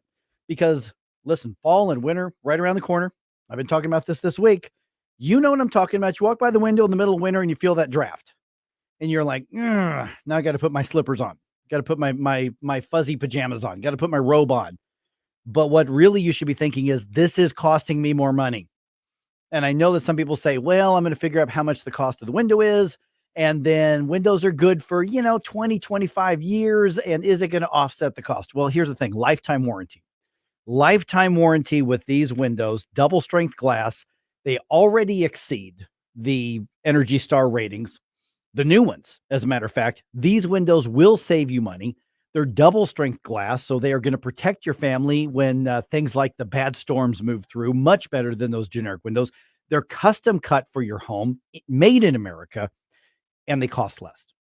So they cost less up front. They save you money over the life of your home, and they add value to your home because that lifetime warranty is transferable to the next owner of your home. Give them a call and find out more. Get that free in-home estimate, 314-993-1800. Tell them Mike was talking about him on the radio. And remember, Window World is the preferred window of the St. Louis Blues. You got fuzzy pajamas? Really? My wife does. This is 101.9 and 94.1. I have to tell you, if this is how they're going to behave, I'm rethinking my position. News Talk STL. Mike Ferguson. Are you pretending to be crazy? Gabe Pfeiffer. There's something serious I have to tell you about the future. Get up, St. Louis. Will you guys knock it off? Mike Ferguson in the morning on News Talk STL. Get up, this is your cousin. Okay, there's the show that's happening at the DNC in Chicago. And then there's the real action that the media does not want you to see. Mm-hmm. So let's start with the show. And even by what they're presenting and what they're saying, look at us. They're basically arguing, look at us. We want extremist big government. Mm-hmm. Cheer for us. Behold our joy and hope. Our joy and hope. Just don't look at our anti-Semitism and violence. Yes. We are mindful and demure. Right. And their timing seems to be awful because folks are showing up really late at night. Oh my who goodness. Should have been on earlier, and James Taylor can't find a friend at all. Right. According to Barely Biggs, that was his comment. That was nice. I brought Well my done. guitar and everything, guys. I know. Come on. I think he actually said that. Do you know what the DNC's answer to that was when they bumped James Taylor? What? Is they said, well, the applause just kept going on and on and on, and it put us behind schedule. No, that's not how that works. Let me also say, didn't James Taylor back in the day, because he was married to Carly Simon. Yes. Didn't he beat the crap out of her when they were in their alcohol and drug phases back in the day? Probably. Gosh, I don't know. Could you imagine if, because I guarantee if he were at the RNC, that would have come back up. Oh, gosh. Yeah. But he's a Democrat, so it's just James Taylor, Okay. All right. It's 8:08. Don't forget, we got Flashback Friday coming up on Friday, but the deadline to get your 80s bump music request in is tomorrow. At 2 p.m. Yes. So send those in. You can email them to Stel, Stel, at newstalkstl.com. Or like I always say, you can email me, Mike, at newstalkstl.com, but I'm just going to forward it to Stel anyway. Or you can let us know on social media between now and 9 o'clock. And let us know what your 80s bump music requests are. All right. We're now joined by Bob Hoge from RedState.com.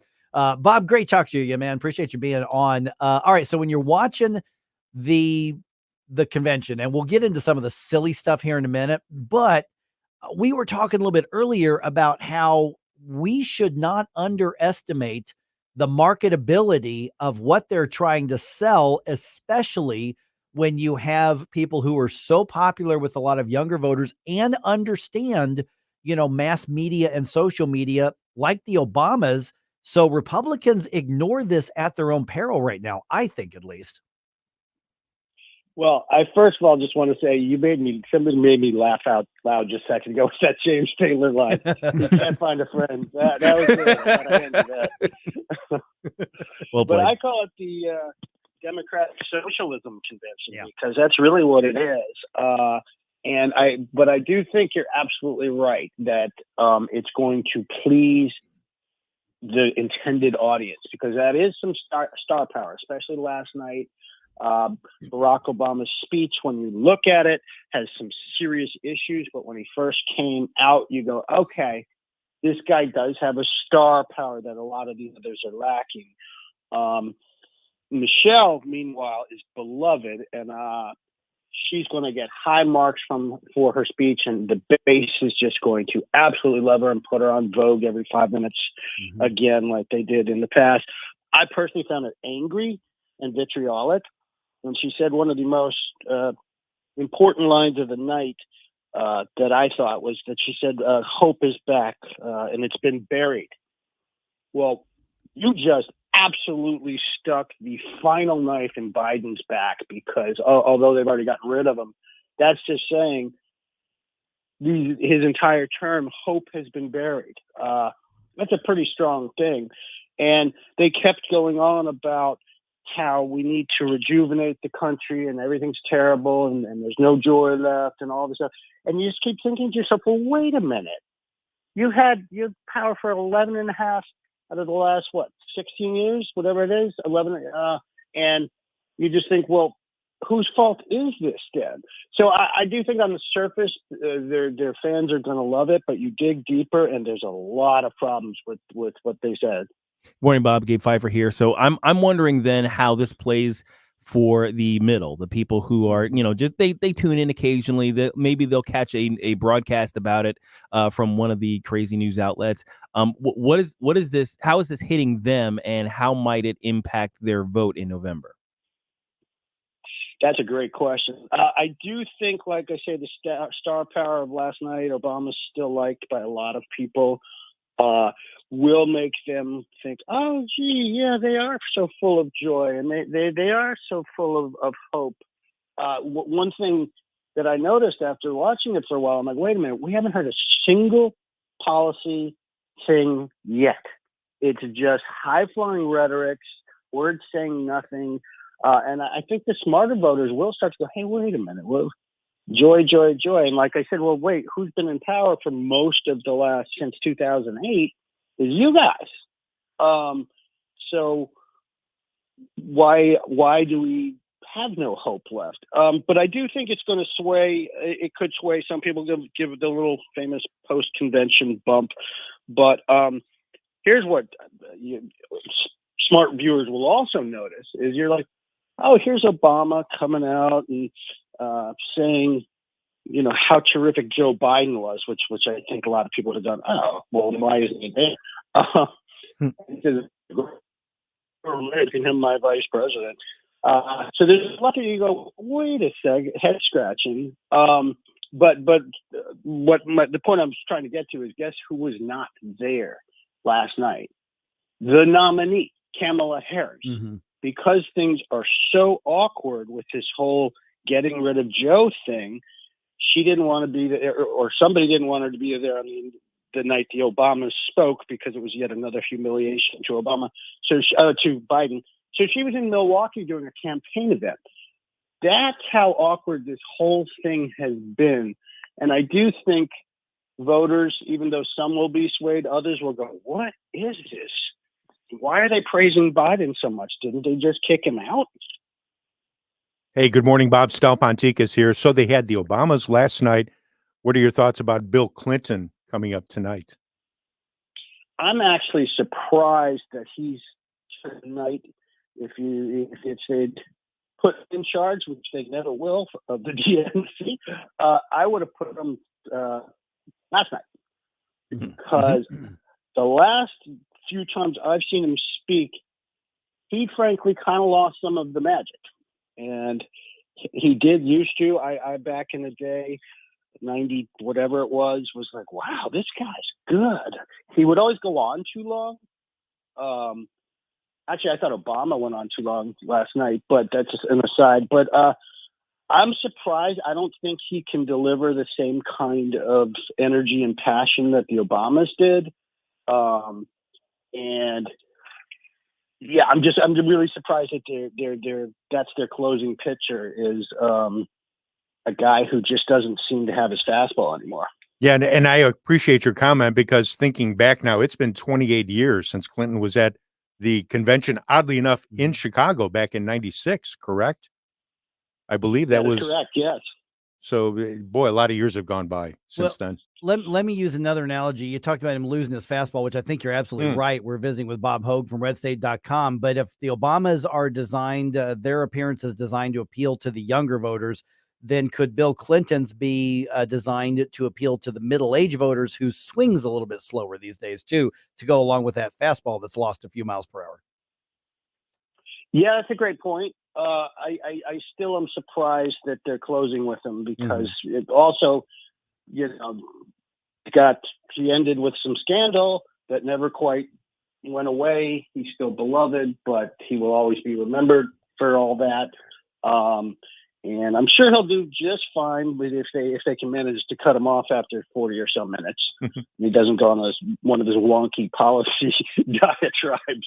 There was one convention speech or State of the Union. I can't remember what. I think it was convention. He went on over an hour and a half of just like insane policy drill down. And even his fans were like, dude, you got to cut that back. Again, all I can say is that when I saw that on the schedule, I'm like, you've got Barack Obama and Michelle Obama, and you're not giving them the penultimate speaking spot other than Kamala. That's a mistake. Well, maybe somebody should just put into Bill Clinton's earpiece, like, hey, happy hour at the strip club ends in 30 minutes. You need to wrap it up.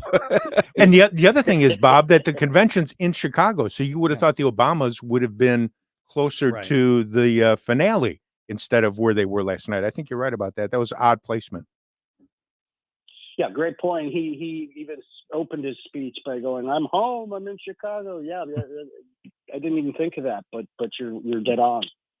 Well, let's do a little bit of a compare and contrast too, because for all the reports coming out of the RNC a few weeks ago was that it was, the energy was kind of wild. It was crazy. It was awesome. It was a massive step up from previous conventions. It was absolutely, actually joyous.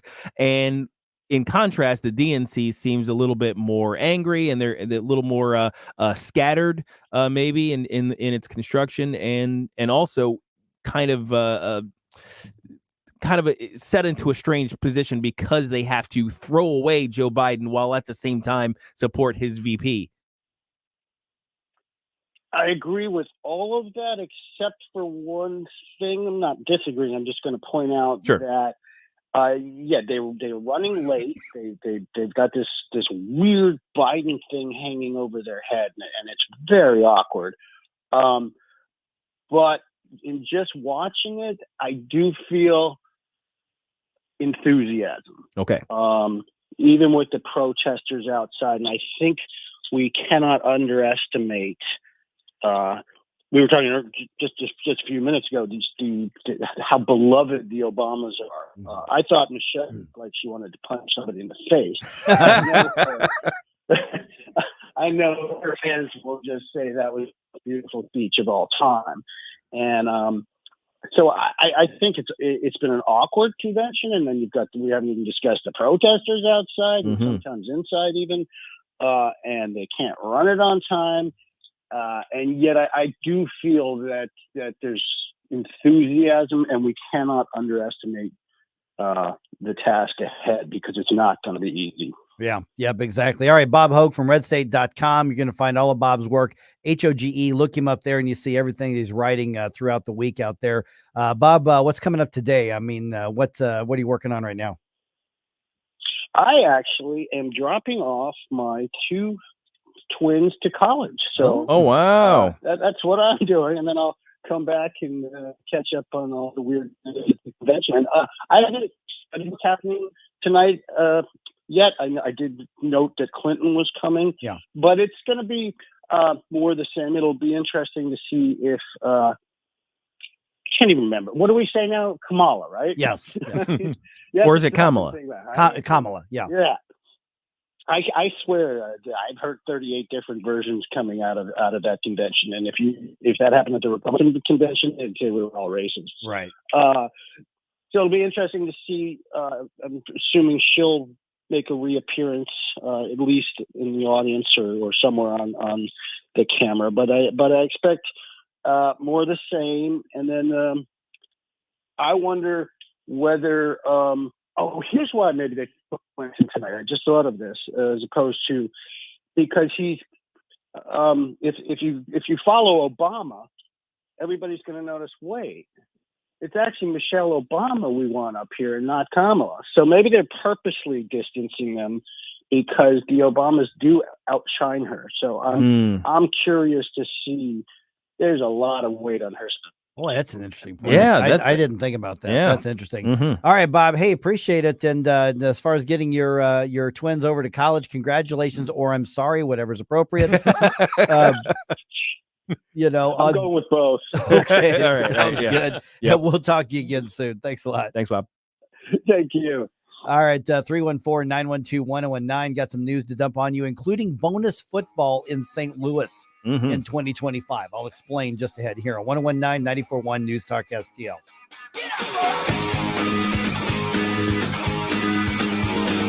Mike Ferguson in the morning. Don't try to make me stop. No inspiration. You have the soul sewn up. It is no more. And all at once depart, no destination. Making cold my heart to fight your war. Stop it right now! Attention hungry humans, head to Pop's Kitchen, your locally owned and operated food paradise. With 2 convenient locations, we've got something for everyone. Craving chicken, fish, or steak? We've got it. Plus, mouth-watering sides. From lunch to dinner, our fresh, diverse menu satisfies all ages and tastes. But wait, there's more. Need a quick snack, soda, or even liquor? Pop's is your one-stop shop for people on the go. Our friendly staff can't wait to serve you at both locations, on McKelvey in Maryland Heights and on the Rock Road, Breckenridge Hills. Pop's Kitchen. Come hungry, leave happy.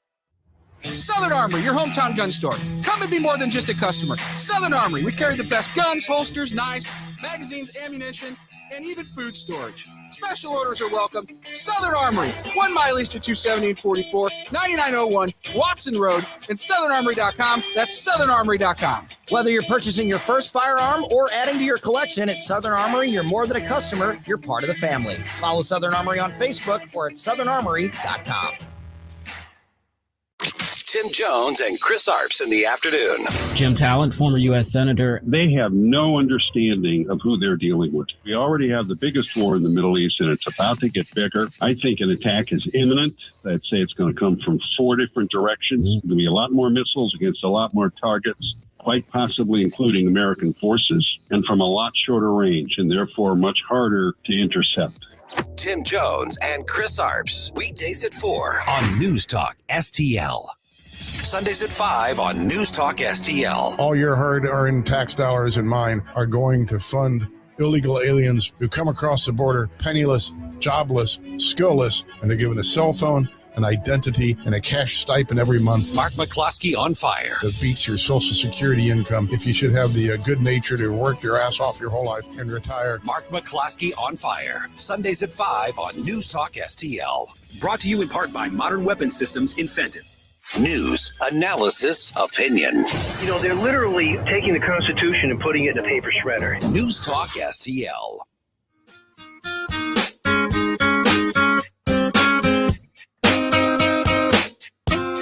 Hey everyone, this is State Senator Nick Schroer. I am the host of Stand and Fight every Sunday night. Right now, let's hear more of Mike Ferguson in the Morning Show here on News Talk STL.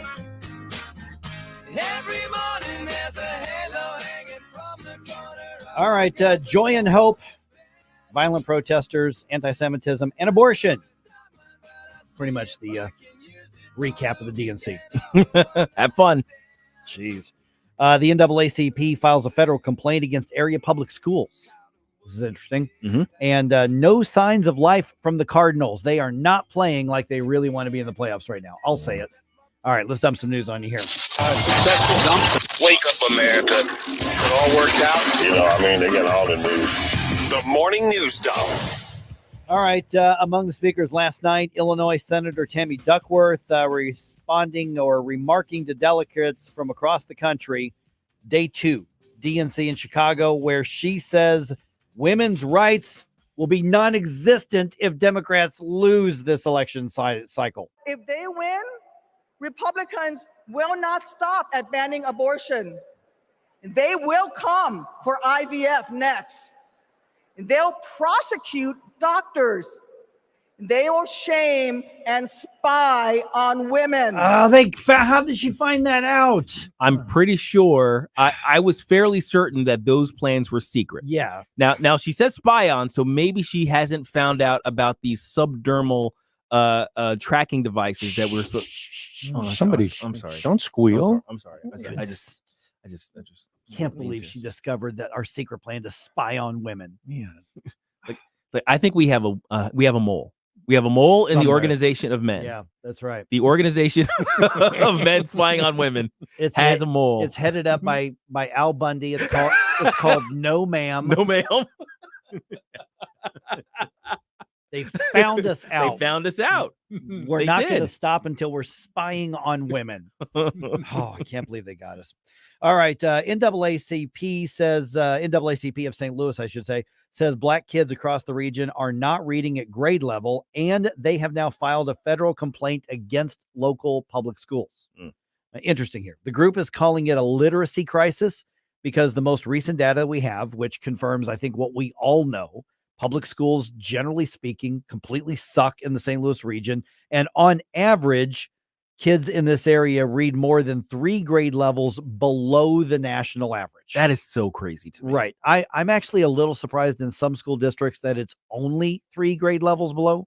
Well, I say that seriously. Having encountered some products of these various schools, I can guarantee you there are many, many, many people who are reading far below that. Yeah, precisely. So what happens now is that the complaint was filed with the U.S. Department of Education, and they will now mediate meetings between the NAACP of St. Louis and some local school districts, which the specific ones have not been named, but I think we know who the usual suspects are. Mm-hmm. It'll be the one in the city. It'll probably be some ones in North County. And of course, the NAACP will make demands, but they are pointing out the real problem is that the public schools are not delivering basic education. It's a first step. I'm appreciative that they actually read basically the first page of the bad report card that our public schools have been getting for ages and ages now. So it would be nice if they flipped a couple pages and got to the part where school choice is a solid and proven solution to these problems. Yeah, so they've identified the problem correctly, but my hope that they are going to support the right solution is non-existent. I don't think that they will. I don't think so either. All right. Negotiators still trying to get that ceasefire agreement in Gaza between Hamas and Israel. Of course, we're basically bracing ourselves for a regional war. Secretary of State Antony Blinken stresses what they call the need to reach an agreement.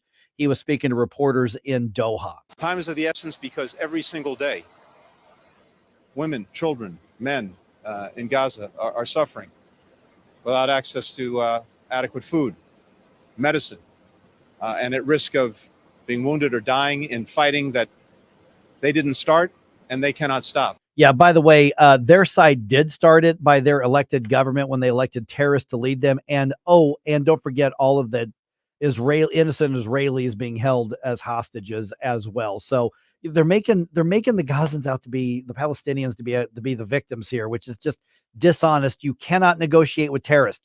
You cannot do it.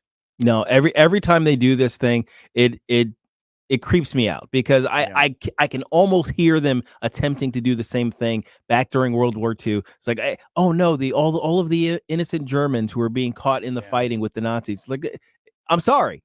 I'm trying to destroy the monster that's trying to crawl out of Europe right now. If you're in the way, my bad. Yeah, I mean, here's the thing is what did the Nazis and Hamas have in common? They were voted into power. And they hated Jews. And part of their existence was about eradicating Jews. Mm-hmm. All right, the FBI now confirming that Trump campaign emails were hacked by Iran.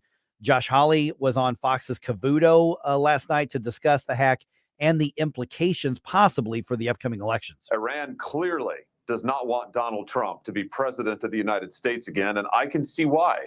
Because when he was president of the United States, they were in a box. Now they're running rampant. Look what they're doing to Israel. Look what they're doing, funding terrorists all across the world. And the FBI now also saying that Iranian cyber attacks also targeted the previous campaign, the Biden-Harris campaign, but they're saying they're not sure that those attempts were successful to cyber attack those. Yeah. All right, couple things here sports-wise. The league is clearly rewarding St. Louis football fans for showing up. As they should. Absolutely. Next season, the Battlehawks get an extra home game.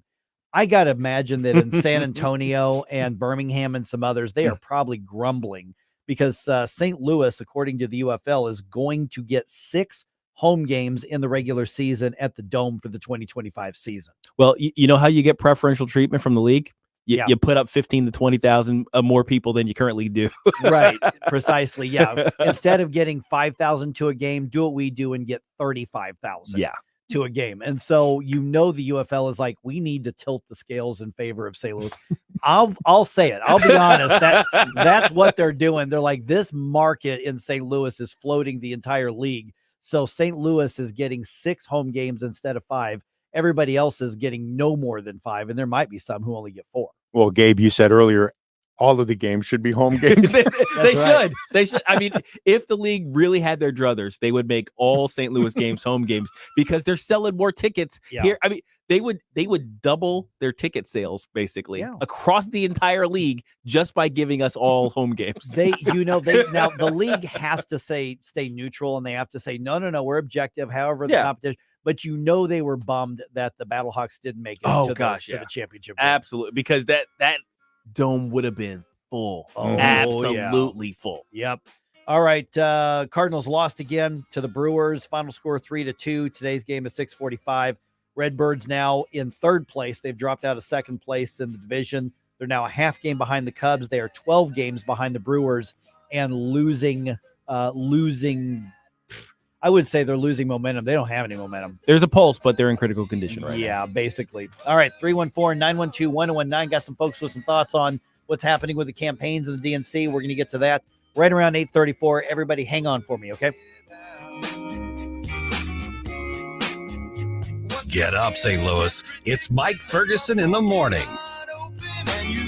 From the Michaels Flooring Outlet Weather Center. I'm meteorologist Leah Hill with your first alert forecast. A lot of cloud cover out there this morning. I expect the clouds to last into the afternoon.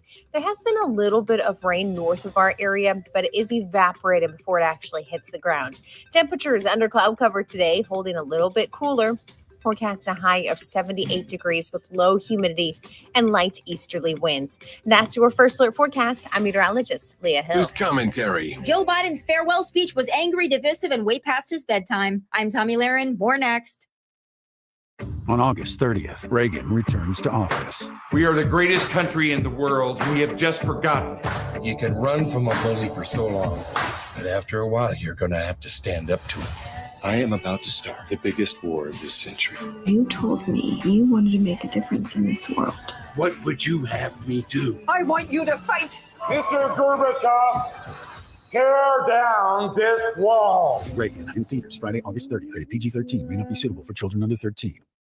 The DNC officially put Joe out to pasture, and to add insult to injury, they did it way past his bedtime. Monday night marked Joe's swan song before his friends in the Democrat Party officially sent him to the glue factory. They didn't even have the decency to do it during Joe's typical waking hours of 10 to 4. They made him give his speech at 11:25 p.m. Eastern, way past his bedtime. For that reason, I almost felt badly for Joe. That was until he started speaking and repeating his same old tired, untrue lines. He had the audacity to reference January 6th, even as pro-Hamas protesters ripped down barricades right outside the convention. He also repeated his same old tired line about Charlottesville and lied about Trump's comments on the matter. He yelled his way through much of his speech in typical dark Brandon fashion. It's no wonder the Democrat Party put him on stage late into the evening. He ruined their vibe. I'm Tommy Lahren, and you can watch my show, Tommy Lahren is Fearless, at Outkick.com. Springtime in St. Louis, and if you hate to paint, do what your neighbor, Mr. Rob Miller from Harvesttown Auto Body in St. Peters did. He called Rhino Shield. Rob, what was the thought process for going with Rhino Shield as a business owner? My family's business is over 10,000 square feet, and it did not have the curb appeal I wanted. Rob, tell everyone how the experience was with Rhino Shield from start to finish. The process that I liked was when you came out, you gave me all of these options that would fit my building. Our building was really faded. I don't want to have to paint my building again.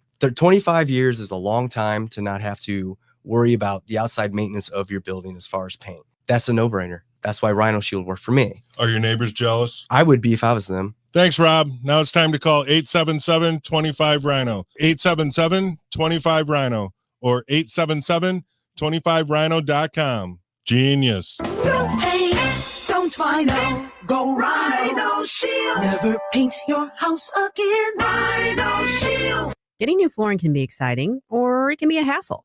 To make sure you have a great experience, use Michael's Flooring, like I did. Hi, it's Susie Moore, and Michael's Flooring has become my go-to for quality, variety, and an all-around great experience. They've been locally owned and operated for more than 30 years. Carpet, hardwood, laminate, ceramic tile, natural stone, luxury vinyl, it doesn't matter. Michael's Flooring is ready to help. 3 locations to pick from: St. Peter's, Darting Prairie, and Creve Coeur, or online at igotfloor.com. That's igotfloor.com.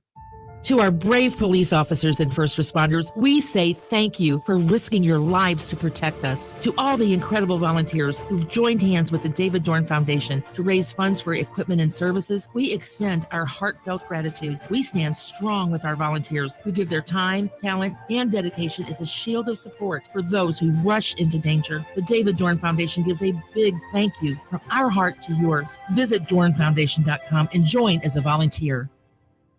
The news and talk Minnesota Governor Tim Walz that matters to St. Louis. The pluses would be executive experience. He was also in Congress. He's a very liberal man. This is 101.9 and 94.1 News Talk STL. Dan Bongino here. Keep it on News Talk STL because my show starts at 11 a.m. Right now, it's back to Mike Ferguson in the morning. What's the matter with the clothes? All right, Bill Clinton. I think Nancy Pelosi, is speaking tonight as well. Tim Walz going to speak tonight Mr. as Stolen well. Valor. Yes, he's going to speak tonight as well. That's part of the lineup. Let's go Tampon Tim.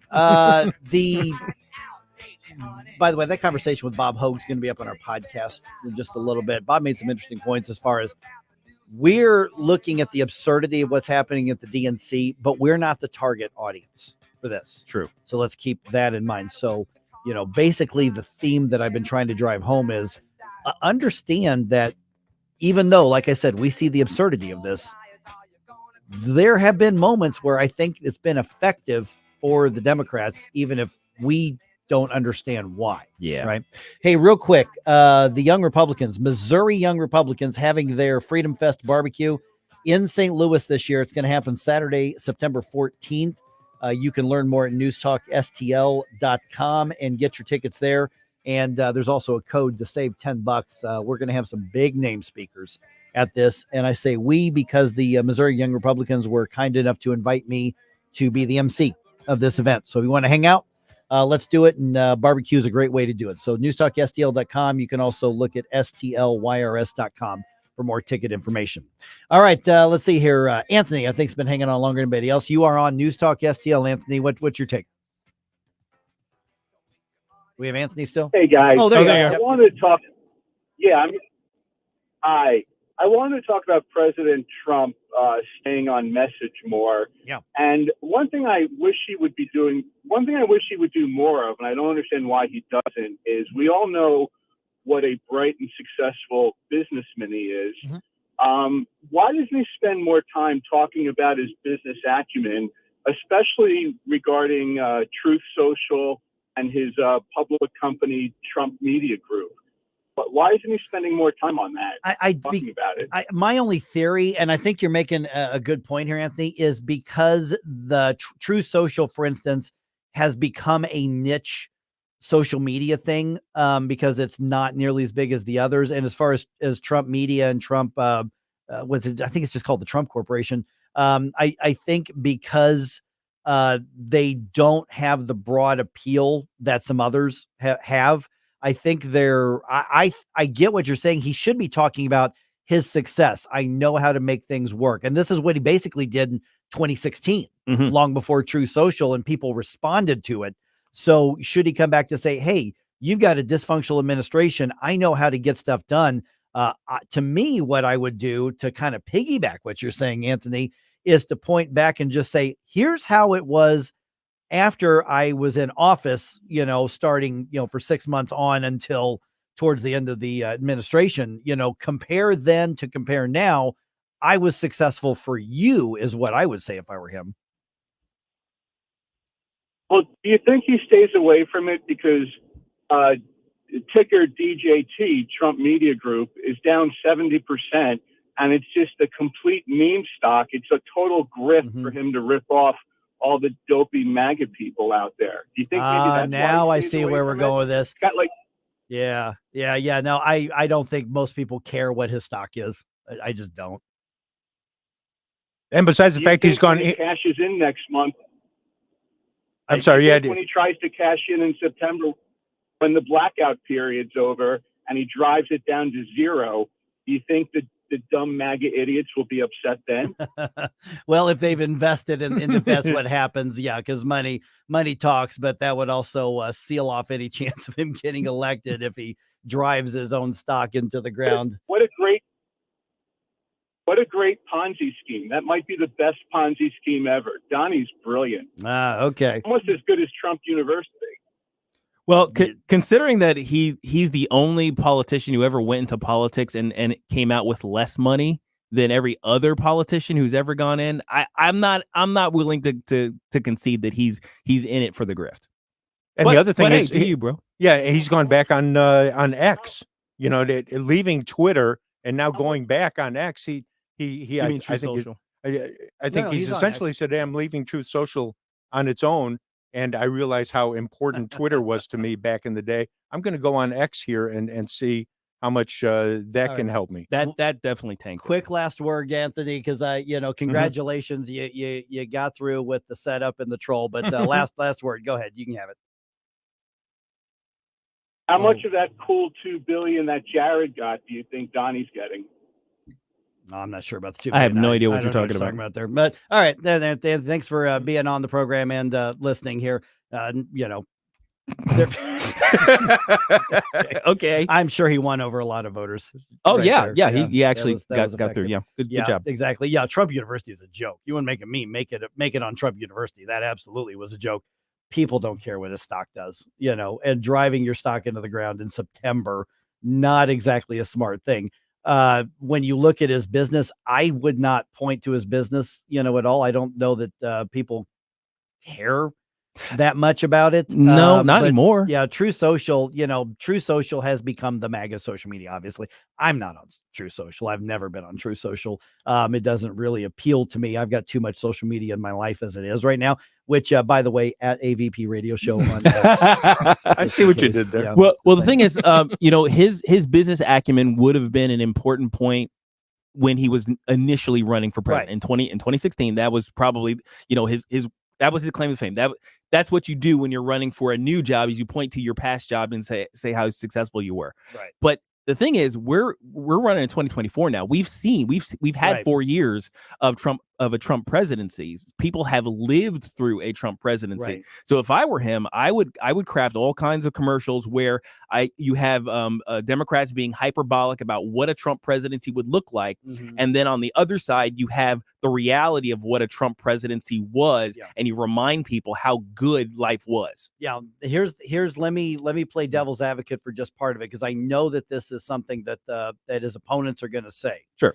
And again, this is just me trying to call balls and strikes on it, as they're going to say, okay, maybe for 2.5 or 3 years, but then what happened at the end? And then COVID. Right. And then COVID, because the crazy, insane inflationary spending started when Trump was still president, and the lockdowns started when Trump was in office. That's what they'll point to. But you look at the averages, and overall, what you do is you show somebody getting gas for $1.85 versus somebody getting gas for $4.72 or whatever, it is around here. I think it's around $3.19, which is about what it was before Trump came into office and the prices went down. But I think you hammer what are people experiencing right now? Okay, groceries that you can't afford as much of, gas prices that are up, energy costs that are up. You look at all these things that are in your real life right now, and you say, what's the variable between now and then when you could afford all of this stuff? Yeah, there was that one lady on, I can't remember, was CNBC or something like that, crying about the idea of making a choice between, feeding your kids and doing something else and taking them to activities. The price of a pepper going from, what was it, $2 to $4 or $8 or something ridiculous. And it brought her to tears, the idea of thinking of people who are on the edge struggling with inflation. She said inflation is killing us. You play that over on a loop, and that's all you got to do. Because those are the voters you want to reach. But let's be really, really honest. A lot of this is going to come down to who likes and who hates Donald Trump. Oh gosh, yeah. Who likes and who distrusts Kamala Harris, because I don't know that you can go into the who hates her more. I think it's a matter of he needs to say you can't trust her. Yeah, that's the argument, and I do think he needs to stay on message. I haven't heard anybody talk about Trump University forever. No, it's been a while. Yeah, I mean that's a reach for the criticism. I mean, there. it was a disaster. Well, I mean, obviously, but is it relevant? Not, and I guess that's kind of what I'm thinking. It's like, what's relevant?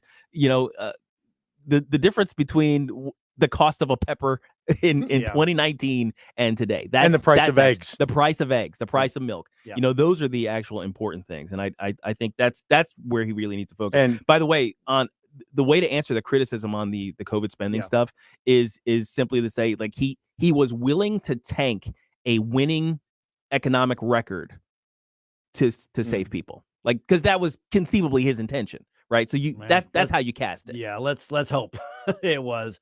All right, 314. One other thing I want to toss in: mainstream media is in Harris. Harris has mainstream media in her back pocket. Sure. Oh gosh, yeah, sure. Considering she wears slacks all the time. Well, I see what you did there. There you go. All right, 314-912-1019. Anybody got a response? We're welcome to get that on. Here's the thing. I don't freak out when somebody wants to come in and troll. That's fine. You can do that. Have fun. We'll this be is a fun show. Yeah, we'll be honest with ours. If you don't like Trump, you don't like Trump. That's fine. You like Trump, you like Trump. Old Donnie.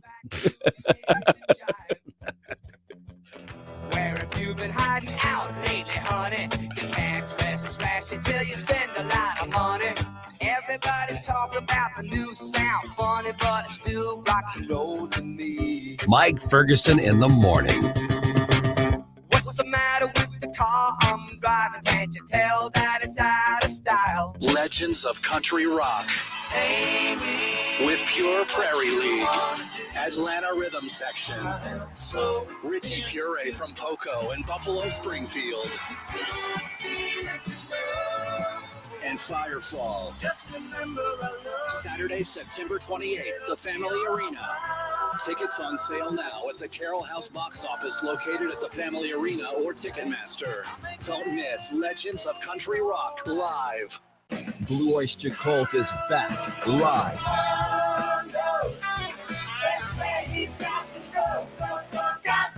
Friday, October 4th at the Family Arena. With special guests Tommy DiCarlo, a former lead singer of Boston, and Jason Sheff, longtime lead singer of Chicago. Tickets on sale now at the Carroll House Furniture box office, located at the Family Arena or at Ticketmaster. Blue Oyster Cult. Dreaming of upgrading your outdoor space? STL Fenceworks is the choice for you. Our skilled craftsmen build custom fences from modern vinyl to classic ornamental, fitting your style and budget.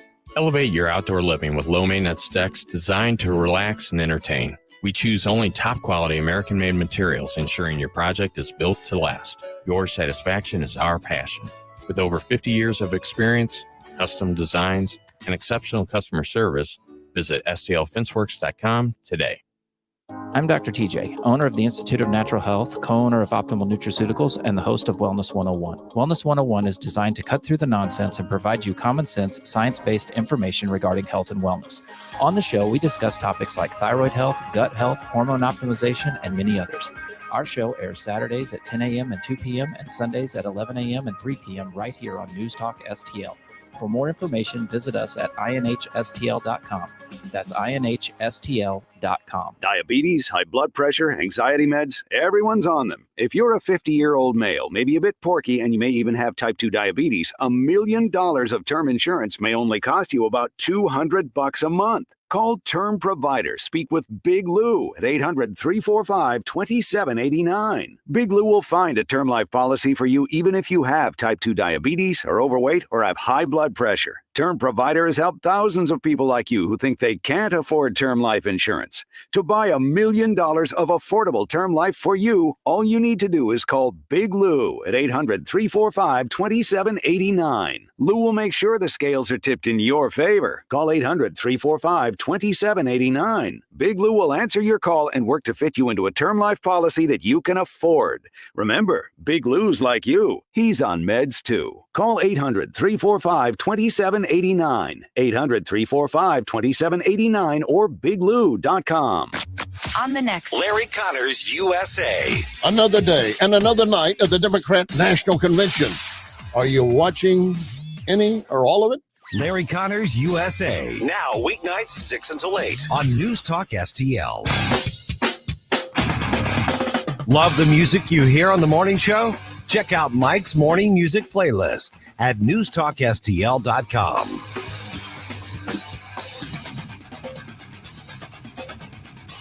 How many bad days do you think you have typically in a month? I mean, like you just get up and the day sucks, and at the end of the day, you're like, that day was bad.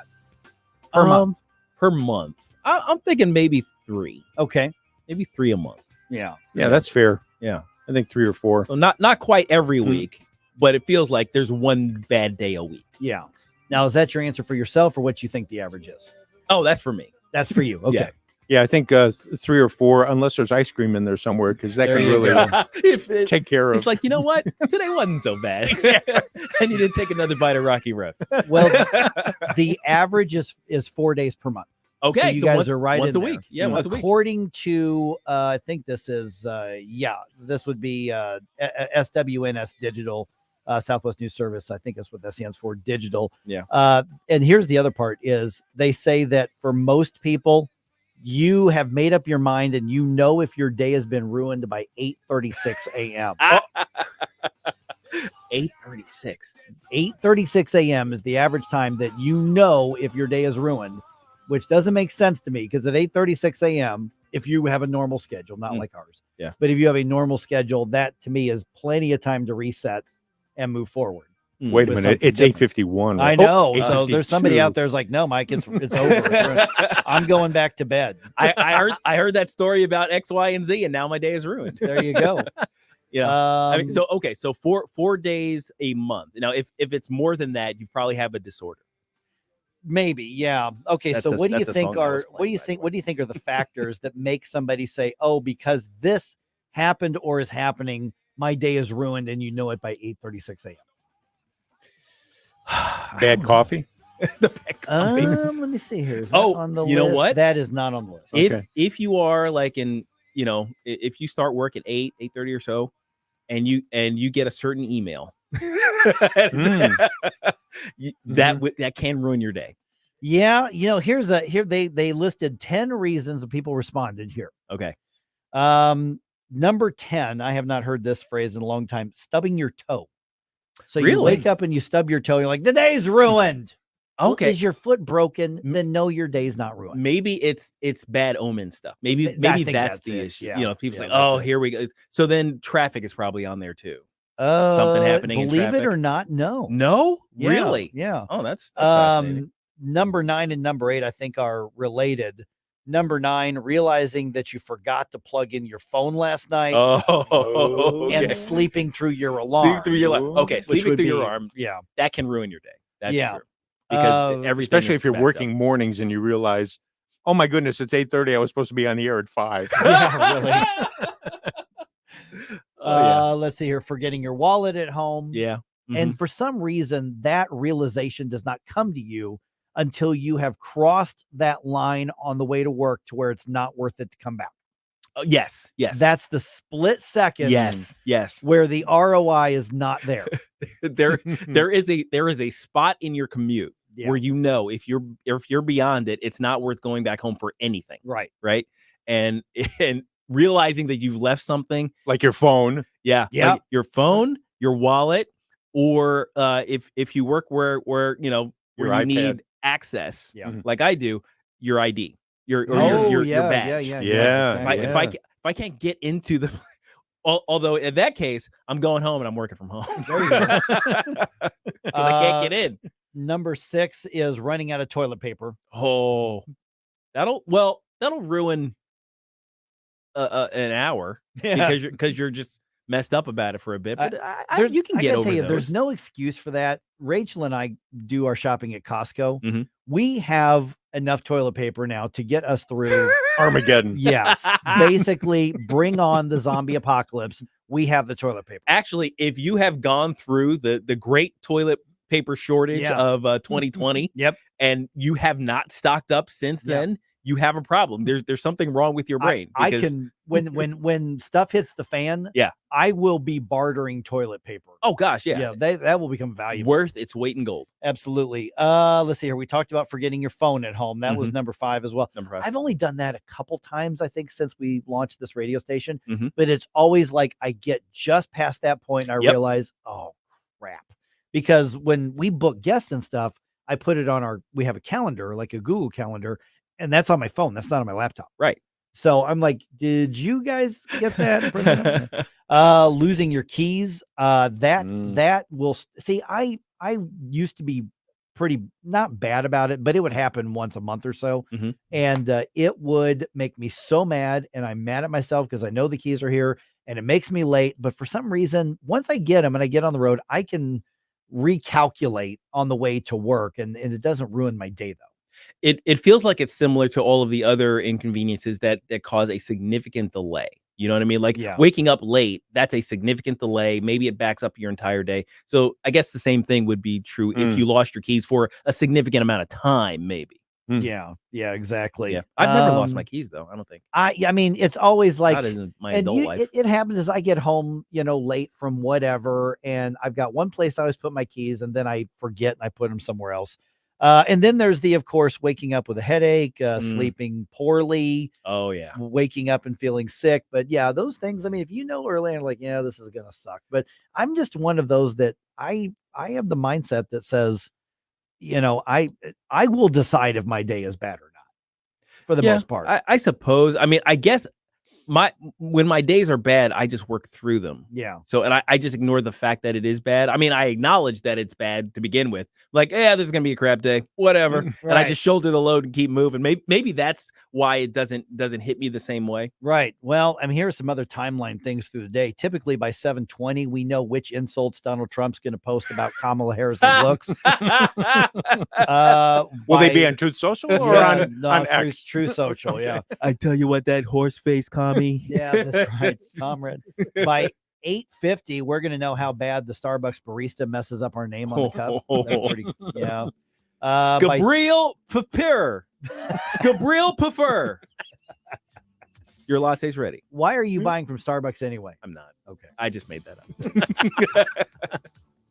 up. Same thing at Breadco. All right. Yeah. Actually, I've had that happen too. Yeah. Nate Lucas here for the Village Bar in the heart of Des Peres. Since 1948, the Village Bar has been the go-to destination for delicious food, cold drinks, and unbeatable atmosphere. Savor their famous wings, burgers, and onion rings, or grab a drink from their fully stocked bar. Catch all the big games and enjoy the company of their friendly staff. Plus, don't miss the 1879 Distillery, a one-of-a-kind experience right next door. The Village Bar offers the best value in town. Find the Village Bar on Facebook and come experience where history meets great times. You'll be glad you did. At Seidenstricker Nobe Partners, we know the value of hard work, and we are here to support you every step of the way. Whether you're a farmer, rancher, or homeowner, we have the solution for you. Our John Deere compact tractor packages are reliable machines built to tackle any task on your property. With low monthly payments and finance options, SN Partners makes it easier than ever to bring home the power you need. Visit snpartners.com for more information. Seidenstricker Nobe, your partner for the land. Dr. Randy Tobler here, and I know that when you're